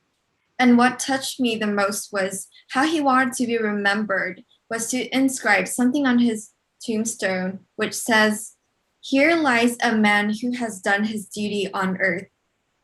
So I started thinking, what about me? What can I do? During almost 27 years, though Mandela was imprisoned, he never gave up. Today, I also want to share a real story that has gone through torment and injustice for more than 25 years. And just like Mandela, this group of people has never given up on hope and justice. They are Tai Ji Men. The Tai Ji Men case has become a landmark case which has drawn great attention to the world. Regrettably, 2 years ago on August 2020, this case was terminated with state violence by the officials that illegally auctioned off and nationalized Tai Ji Men's land. However, for Tai Ji Men, this was not the end. As long as the injustices are not stopped, Tai Ji Men will never give up on fighting for truth, justice, and human rights. In fact, the truth is very, very simple. Tai Ji Men case, which has created out of nothing, has already been ruled innocent and no tax evasion by the Supreme Court. Nevertheless, the tax authority flouted the law, violated the judgment, and continued to use the original wrong indictment. Wrong tax bills has violated people's most basic rights to life, liberty, and property. Even after 4 presidents, none of the chiefs and officials are willing to resolve this human rights persecution case. Tens of thousands of families who have been running around for more than a quarter of a century didn't wait till justice to come, but the brutal enforcement. And this is the deepest sorrow of the people. I was extremely upset, and I just couldn't understand why. The place I grew up, my second home, and the master of Tai Ji Men, my Shifu, not only changed my entire life, but also let his disciples visit more than 100 countries to share love and peace. That has guided me. The society and the world from darkness to light has to be under such torture and injustice. And I would like to share my own story. When I was a child, my family was in a very fragmented state, and my parents often struggled for a divorce. So I was very insecure. And later, by chance, our whole family became the disciples of Tai Ji Men. Thanks to the great love and guide of Shifu, in this cultural community, we learn to see the good in each other, to reflect on ourselves, correct our mistakes, and to tolerate each other. And this happy energy has brought harmonious to us. And the lack of self-confidence that I was born with gradually changed as a result of continuous self-breakthrough. And I remember I wasn't able to say a word in my introduction when I was little, but then after these years, I could be able to talk confidently in front of hundreds and thousands of people. Every miracle that happened is my Shifu who dedicated his whole life, love, and sincerity without expecting anything in return. And it was him who made me understand that the relationship between Shifu and the disciple is a lifelong relationship. My Shifu was such a great man, but he still had to suffer from such persecution. Despite this, he still taught us to love the world with a big heart. The false witness and evidence that prosecutor Ho utilized to falsely accuse us were the starting point of the fake case, which has hurt us for more than a quarter of a century. However, prosecutor Ho not only avoided punishment, but was also promoted all the way up to the director of the Institute of Forensic Medicine, Minister of Justice. And this makes me feel extremely unfair and heartbroken. Mandela was in prison while fighting for human rights, but after his release, he changed the course of history by bringing attention to the rights of everyone, including those who are imprisoned. And this brought me back to the memory of prosecutors Ho's illegal detention of Shifu. In the cold winter, we sent a clean duvet for Shifu, but the officials swapped it to an old, filthy one, crawling with worms, which got Shifu seriously wounded. Even though we requested medical attention at that time, they disregarded our request and left the wounds to worsen before sending Shifu to the doctor. The doctor almost amputated his leg and left permanent damage. Although Shifu was tortured by his beloved country, he never gave up hope. To those who had done wrong, believing that they would eventually learn from their mistakes and become a better person. He even encourages us to let go of the pain and share our love and hope to illuminate every corner of the world. Last, if you don't give up hope, hope won't give up on you. Everything is based on conscience and everyone should follow the law. The torture by the state violence that Tai Ji Men suffered have seriously violated the intent of the two conventions. A democratic country like Taiwan should put an end to it and implement transitional justice thoroughly, rehabilitate, compensate, and restore the innocence of the victims, and to hold the perpetrators accountable. No exception should be allowed, even the president. Only then can more people be avoided by suffering innocent persecution. Only then can we truly reform all the injustices that are right now happening in the world. Only then can the country progress and terminate turmoils and conflicts. And at last, I would like to emulate the spirit of Mandela so that maybe one day I can also engrave the same words on my tombstone on the last day of my life, which says, "Here lies a woman who has done her duty on earth." And that's all I wanted to share with you today. And let's try to become a better person. Thank you. Thank you very much, Lillian. And you shared with us something that is absolutely unusual, an epitaph that Mandela wanted to have on his tombstone because it reflected the image he had of himself. Here lies a man who has done his duty on earth. From being a human rights fighter to being sentenced to life imprisonment, regain your freedom, his freedom, and then becoming the first Black president of South Africa, Mandela, is a miracle of resilience, you said. He never gave up hope. Reconciliation between Black and white people was the step that followed his democratic and peaceful coming to power. When you were a child, you said your family was in a very fragmented state because there were conflicts between your parents, but later, by chance, your whole family became disciples of Tai Ji Men. Thanks to the teachings of your Shifu, your family learned to see the good in each other, to reflect on themselves, to correct their mistakes, and to tolerate each other. And this made your family more harmonious. From Mandela's experience and the reconstruction of your family, your own family, thanks to your Shifu, is that you too would like to reconcile people in conflict, and also to have engraved on your tombstone Mandela's epitaph, here lies a woman, in your case, who has done her duty on earth. Thank you very much for your presentation, Lillian. And now I will give the floor to the last Dizi, Rebecca Wang, project coordinator. Thank you, Mr. Fautre. I would like to thank all the scholars for your hard work in helping Tai Ji Men to fight for the justice. I hope that by working together, we can create a better environment and a better life for others. Like my Shifu said in his speech titled, "A Word of One Heart, a Wellspring of Happiness," delivered in San Francisco on August 1st, 1999. The future journey requires that everyone work hand in hand and be courageously responsible to themselves so that he can create a meaningful life.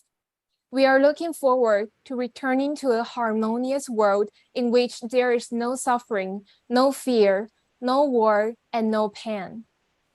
Over the past 2 decades, we've visited 101 nations to promote love, peace, conscience through various means, including conducting cultural exchanges, organizing conferences, and hosting bell-ringing ceremonies.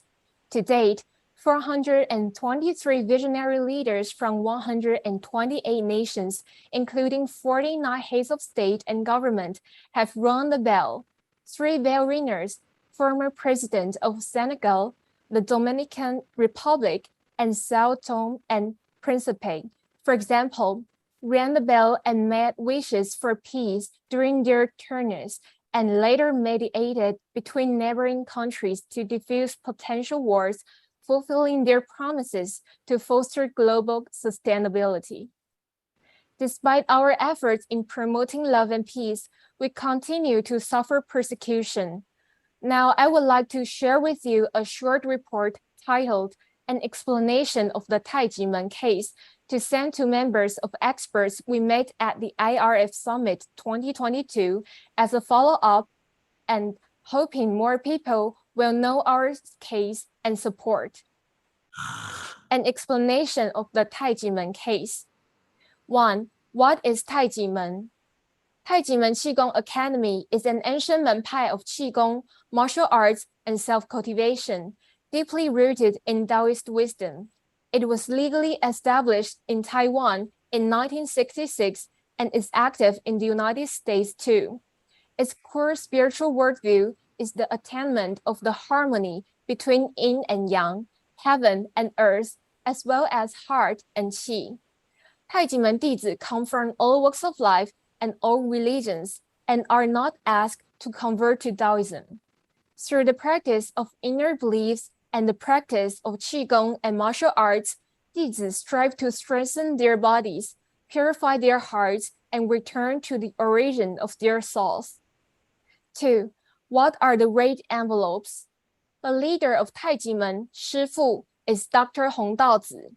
Disciples establish a master-disciple relationship with Dr. Hong through an ancient ceremony, in which they also give to their Shih monetary gifts in rate envelopes.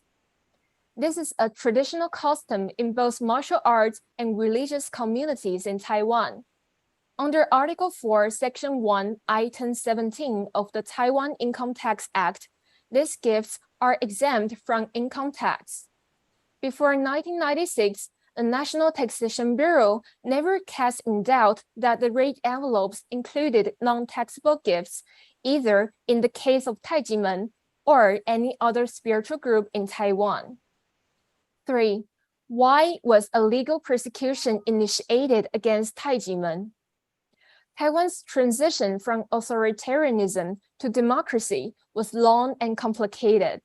In 1996, Taiwan had its first direct presidential election, but the ruling party did not expect serious opposition against the re-election of its president.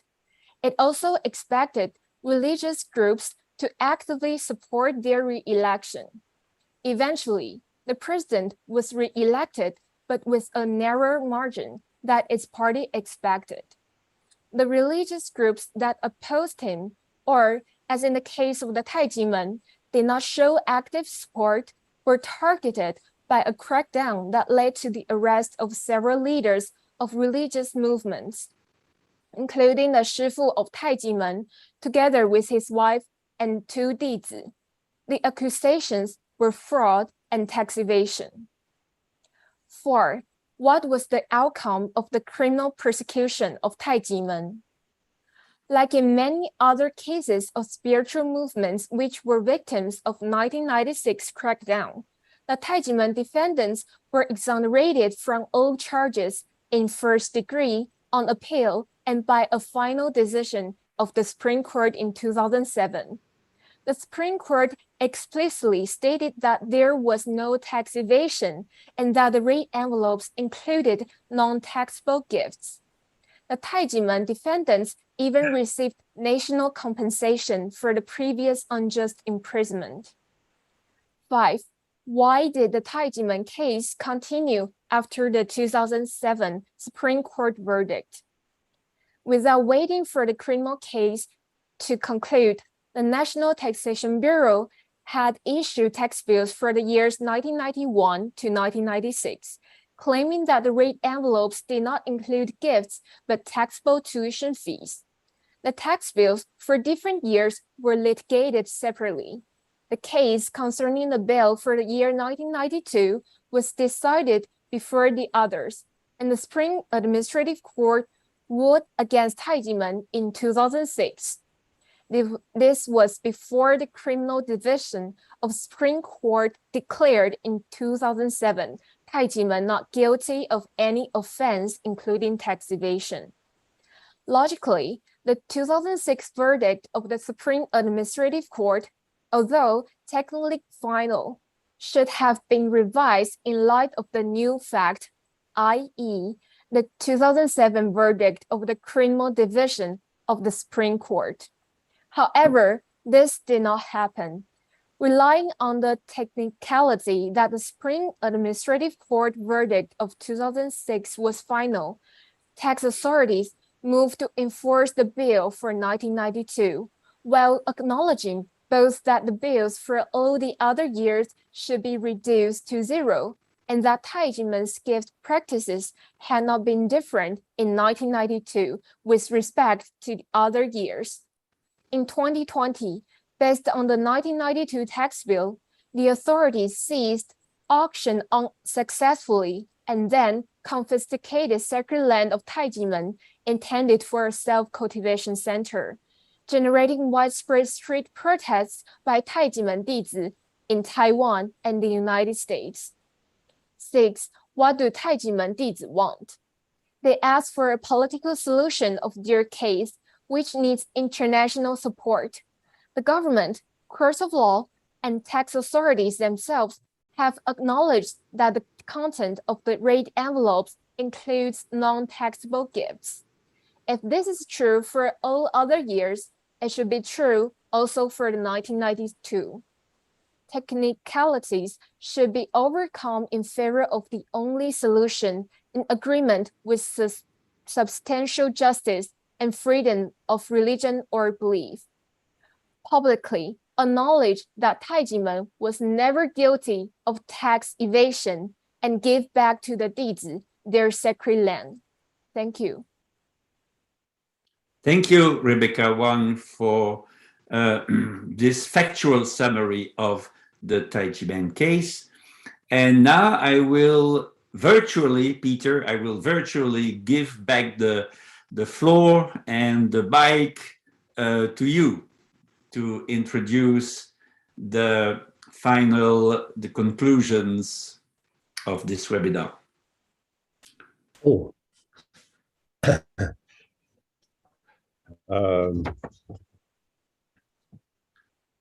The next speaker. I think it's Marco, right?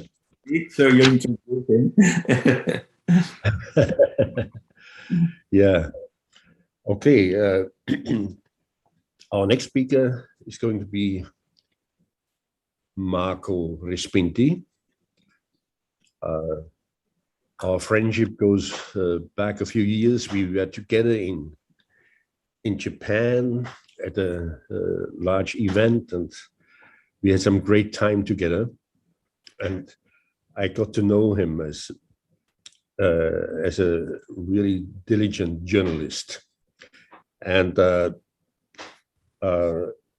Marco Respiniti is basically running Video-Unbreakable. He's a good writer. And I'm looking forward to his presentation now. Marco is the director in charge of Video-Unbreakable magazine. Thank you, Peter, for sharing our good memories and for the kind words of introduction, which I, of course, hope to deserve. It is my pleasure today to try to wrap up, at least as I can, another quite rich webinar for which I do thank every one of you. And I want to start with a reflection upon the title that brought us together today. The phrase, the road to freedom. The phrase, the road to freedom, can be easily misinterpreted. If not properly defined, it can push people to think that in order to gain freedom, human beings have to emancipate themselves from an intrinsic condition of servitude, revolting against their very nature in a supreme act of revolution. It is so only accidentally.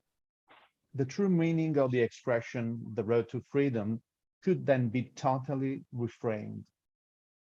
In fact, the purest sense of the phrase, the road to freedom, is that human beings need to reconquer their original condition because they have lost it, reclaiming and repossessing their nature rather than denying it. All religions and spiritual tradition, and even modern atheistic philosophy, as in Swiss thinker Jean-Jacques Rousseau, clearly maintain this. Human beings are created or born free. This is their nature.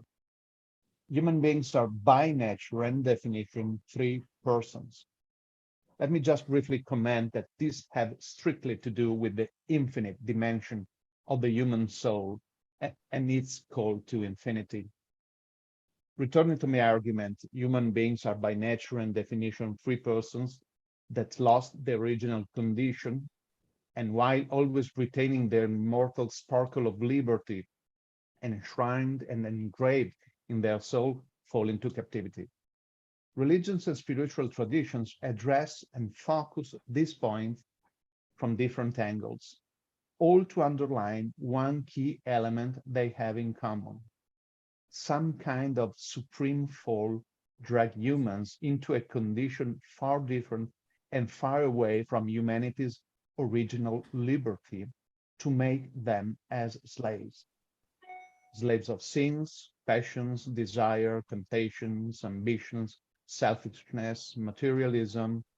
Religions and spiritual traditions have different ways to describe it, but all agree on the serious, even fatal loss suffered by human beings. Some religious traditions even push the argument so far to seriously doubt that humanity can ever recover and regain its original condition.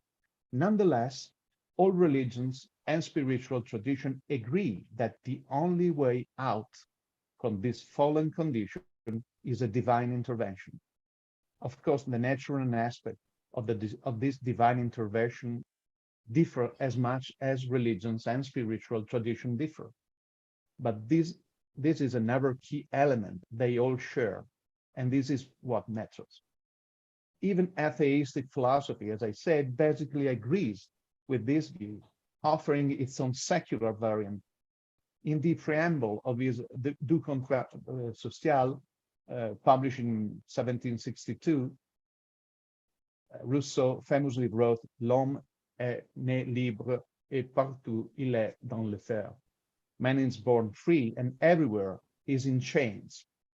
Rousseau blamed the human being's fall on society that he considered corrupt and evil, calling for a social revolution, but as a matter of fact, he saw humanity as fallen from its state of original freedom in a very similar way to that articulated by the religions and spiritual tradition.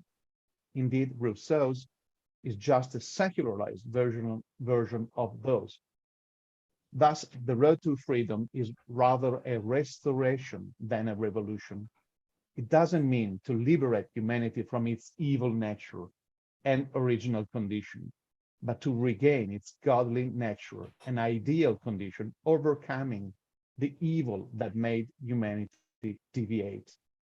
Nobel laureate, Austrian-British economist and philosopher Friedrich von Hayek reminded us with his seminal 1944 book, The Road to Serfdom, how easily society can fall through a number of slippery slopes into tyranny. Hayek said that the title of his book was inspired by the concept of a road to servitude from Comte de Tocqueville's famous Democracy in America. Both Tocqueville and Hayek were addressing the very same point I am suggesting here. Human beings lost their original liberty. They are made for and of, and the road to freedom could bring them back, not ahead. In other words, authentic human progress is retaining rather than subverting. Now, this true human progress has its obstacles. Professor Massimo Introvigne reminded us today, and I'm quoting directly, how well-intentioned truth commissions may have failures and limits, which is true for Taiwan as it was for South Africa, end of quote. He addressed today's topic through the lens offered by South African artist William Kentridge, who in turn used literary suggestions from French symbolist writer Alfred Jarry and Russian 19th century novelist Nikolai Gogol, as adapted by Soviet composer Dmitry Shostakovich. The topic here is, once more, transitional justice, whose aim to move a society from injustice to justice, also repairing misdeeds, is a perfect description of what the road to freedom truly is. A goal achievable through an uneven and rocky road, as rocky is the road to Dublin, sings the song of the 19th century Irish poet D.K. Gavin. My colleague Daniel Bovolenta from Peter Winter took time to clarify the important links of Nelson Mandela to the deadliest idiocracy of all human history, communism. She then underlined the way in which Mandela interpreted transitional justice, a very honorable way that goes to his credit. Bovolenta compared then Mandela's transitional justice to that which has taken place, and indeed is taking place in Taiwan.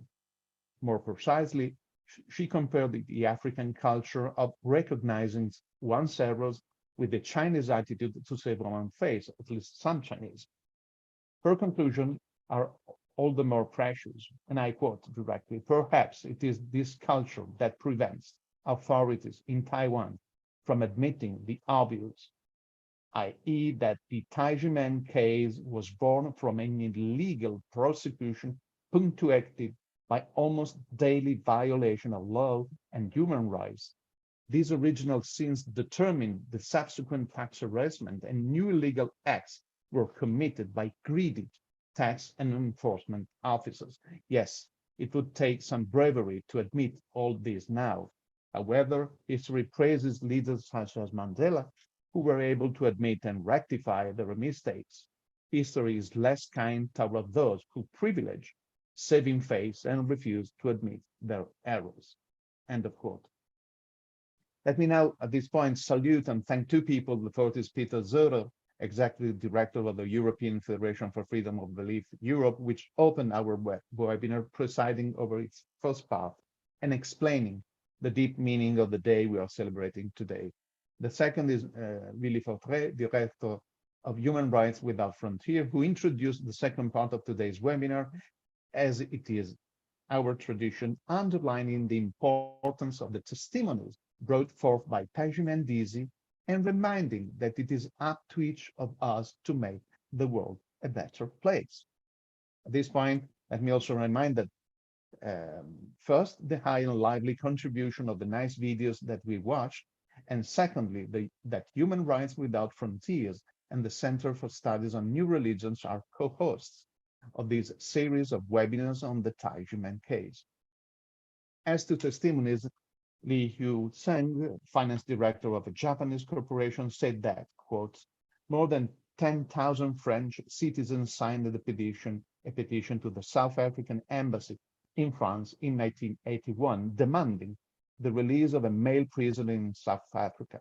In 1982, 2,000 mayors from 53 countries around the world signed the petition demanding the release of the male prisoner.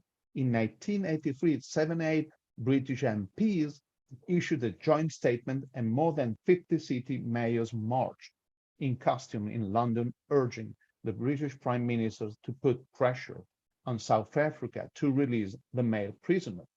This male prisoner was a sizable supporter, with a sizable supporter is the former president of South Africa, Nelson Mandela. I hope that such petitions," she says, "will be issued jointly in Taiwan and around the world, demanding the vindication of the Tai Ji Men case, the vindication of history's original sin, and the vindication of people and souls who have been persecuted by law and taxes in both ancient and contemporary society." End of quote. And let me tell you, Ms. Li-Hui Tseng, we all do hope too.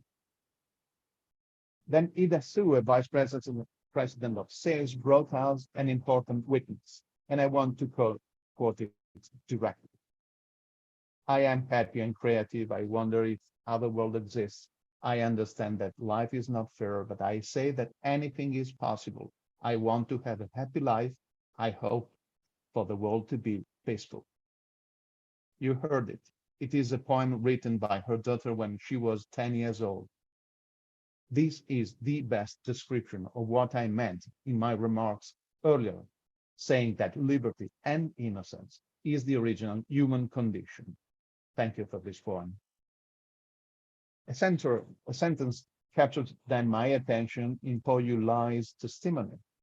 He's an audit manager for a global company and said, I quote, "Mr. Mandela lost more than 26 years of freedom to break the barriers of apartheid in exchange for freedom, democracy, equality, and human rights in South Africa today.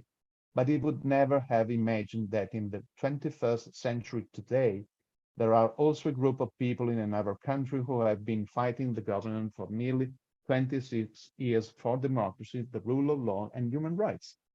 I have, he says, personally experienced these difficult years, and this is what I'm going to share with you today. And he did.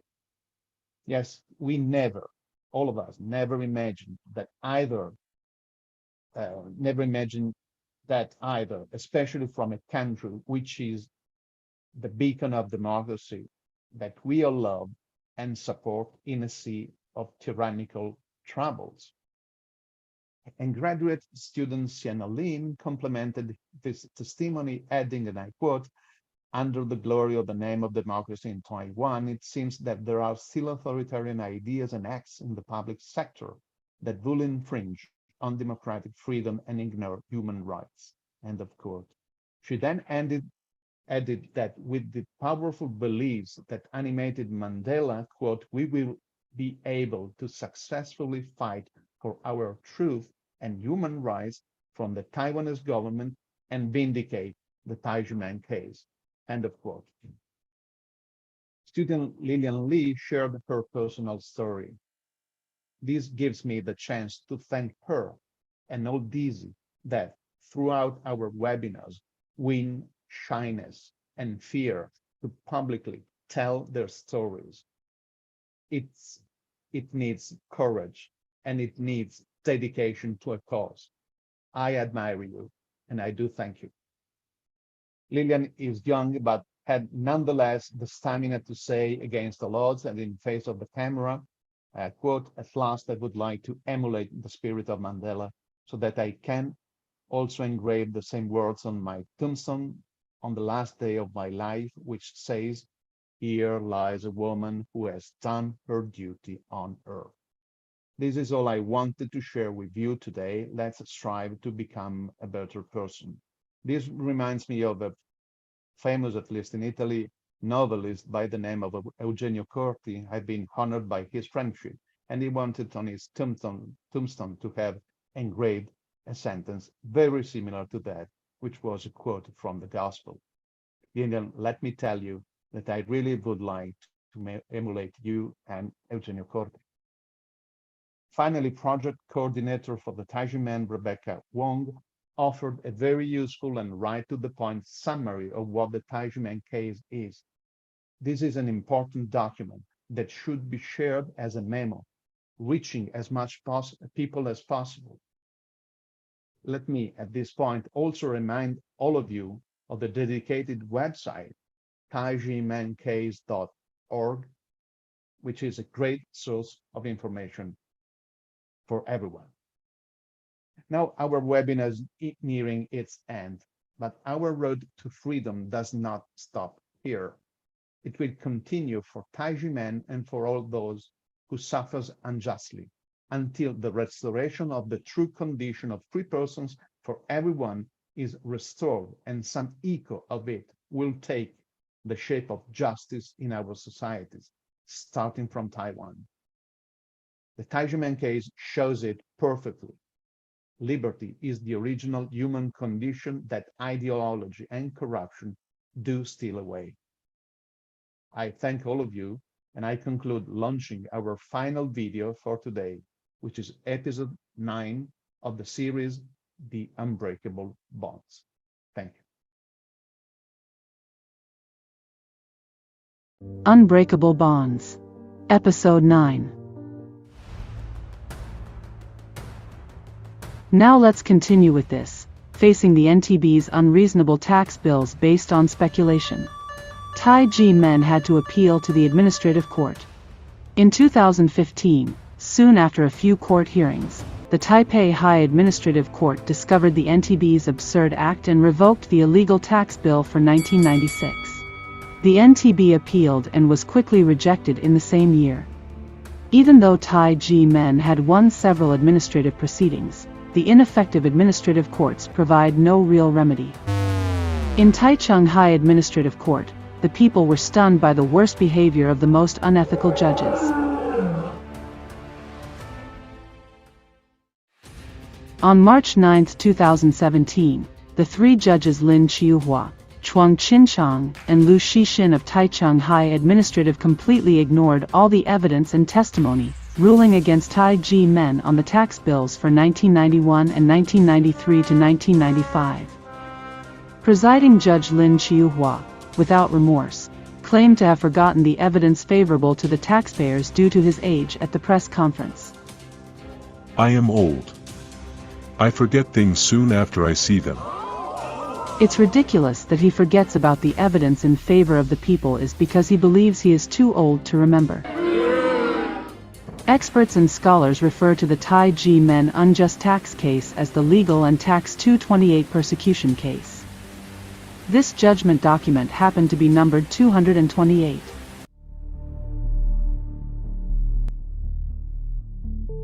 The NTB of Taipei investigated on behalf of the NTB of the Central Area. The same tax standards, facts, and evidence for all 6 years. The tax bills issued by the NTB of Taipei have been revoked 4 times by the Taipei High Administrative Court and Supreme Administrative Court. However, Judges Lin Chiuhua, Chuang Qinchang, and Lu Shixin of the Taichung High Administrative Court ignored the 4 decisions that revoked the tax bills and still ruled against Tai Ji Men for the 4 years. According to the Judicial Yuan's data, Judge Lin Chiuhua heard 68 cases in 2012, Judge Lu Shixin 56 cases in 2012, and Judge Chuang Qinchang 54 cases in 2016, totaling 178 tax lawsuits, all of which were decided against the people. The lawyers and accountants representing these 178 cases were all defeated. Dear viewers, how could people survive when they have to deal with such unethical judges?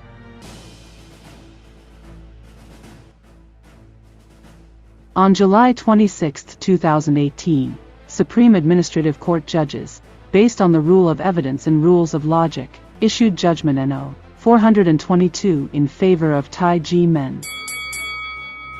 Tai Ji Men 1. The Supreme Administrative Court's judgment No. 422 recognized the NTB's imposing taxes on Tai Ji Men illegal and disproved the wrongful decision No. 228. For the first time in the 21 years after the bill was issued, the court recognized Tai Ji Men as a menpai of Qigong, martial arts, and self-cultivation, and determined the so-called cram school student rosters by the NTB are in fact gift affidavits. All 7401 affidavits state that the red envelopes were gifts.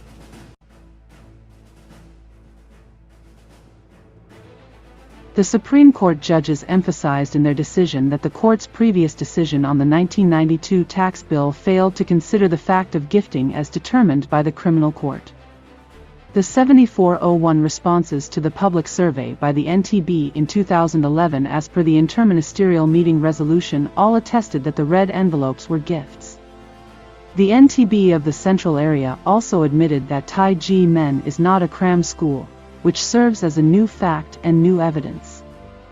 Therefore, the NTB should not issue tax bills based on the decision on the consolidated income taxes for 1992. Supreme Administrative Court, it holds true from the criminal decision to the public survey that the red envelopes were gifts. The red envelopes for the master are gifts. The administrative agencies should acknowledge their mistakes and cancel the tax bills according to the law. Recognizing and correcting one's mistakes, as the old saying goes, is a great virtue.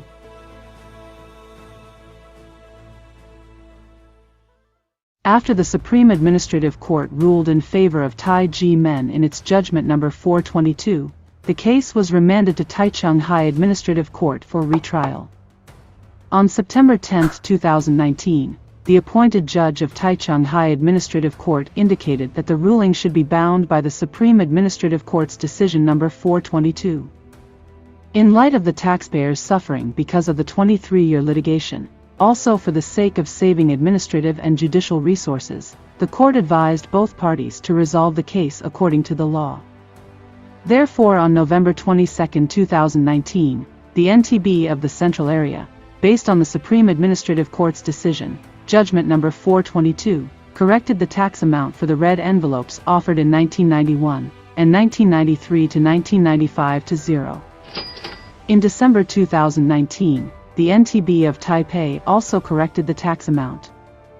They corrected the tax amount for the red envelopes offered in 1996 to 0. So no tax had to be paid. But the NTB of the central area ignored the fact that the tax bill for 1992 was recognized as wrong and illegal in Judgment Number 422. Rejected to correct the tax amount for 1992 to 0, and even illegally transferred the tax bill for enforcement and, in cooperation with the enforcement agency, auctioned Tai Ji Men's property intended for a self-cultivation center in July and August of 2020. 10 years before the forceful auction of Tai Ji Men's property by the NTB and AEA, on June 17, 2010, the Legislative Yuan held a public hearing of Protect Taxpayers' Human Rights, Terminate the Never-Ending Tax Bills. Besides legislators of various political parties, over 100 people packed the room, including finance and tax officials, scholars, experts, and representatives from all walks of life. After legislators and representatives voiced their support for Tai Ji Men, the Ministry of Finance and the NTB agreed to the hearing consensus to withdraw the enforcement for the 1992 tax bill, and also promised to resolve the Tai Ji Men case within 2 months. Both the Ministry of Finance and the NTB of the central area made their promises on the spot, and they were all heard by everyone. In July 2010, after this public hearing, the Ministry of Finance sent an official letter to the NTB of the central area requesting for a withdrawal of the enforcement, also sent letters to legislators Tin Chiu Chin, Tu Shirinja, and Justin Cho, notifying them, "We have requested the NTB of the central area to withdraw the enforcement order under Article 40 of the Tax Collection Act." In July 2010, the AEA's Hsinchu branch already received the request from the NTB of the central area asking it to stop the enforcement. On August 27, the NTB of the central area's Miaoli branch also sent a letter to the AEA's Hsinchu branch requesting it to suspend the execution of the auction under the proviso of Article 9, Paragraph 3 of the Administrative Execution Act. But the government didn't keep their promises to people, and the AEA's Hsinchu branch continued the wrong deed, never stopping the enforcement. The NTB of the central area didn't keep its promise either. It failed to withdraw the enforcement order, failed to resolve the Tai Ji Men tax case within 2 months after the public hearing. The government blatantly lied to the legislators, representatives in various fields, and all Tai Ji Men Dizi. They had no credibility as they never kept their promises to people.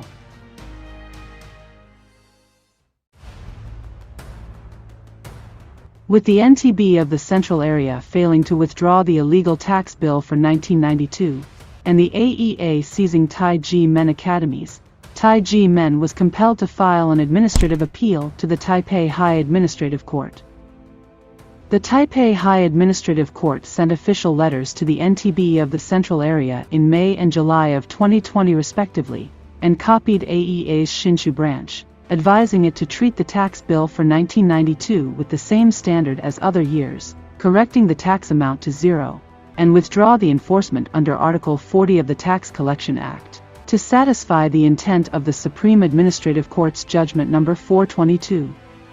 But the NTB of the central area and AEA's Hsinchu branch completely ignored the Taipei High Administrative Court's order, intentionally carried on the enforcement.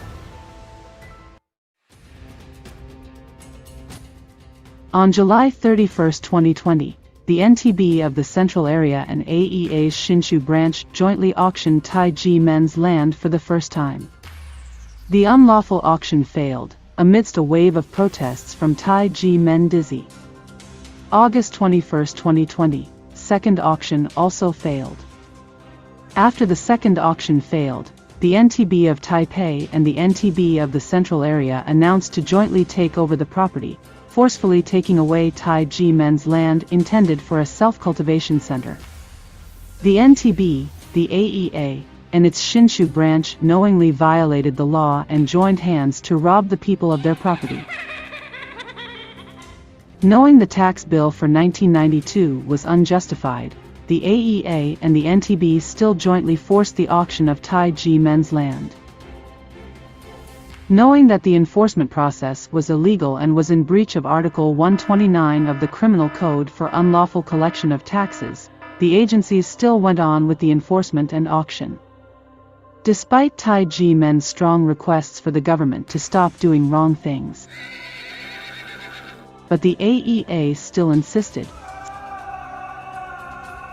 insisted on steering toward the wrong direction. Dear viewers, the story must come to a close at this point. It's difficult to believe that in Taiwan, a country known for its democracy, unethical officials are banding together to seize people's property. How will domestic and international experts and scholars show their support for Tai Ji Men? Please watch the 10th episode of Unbreakable Bonds.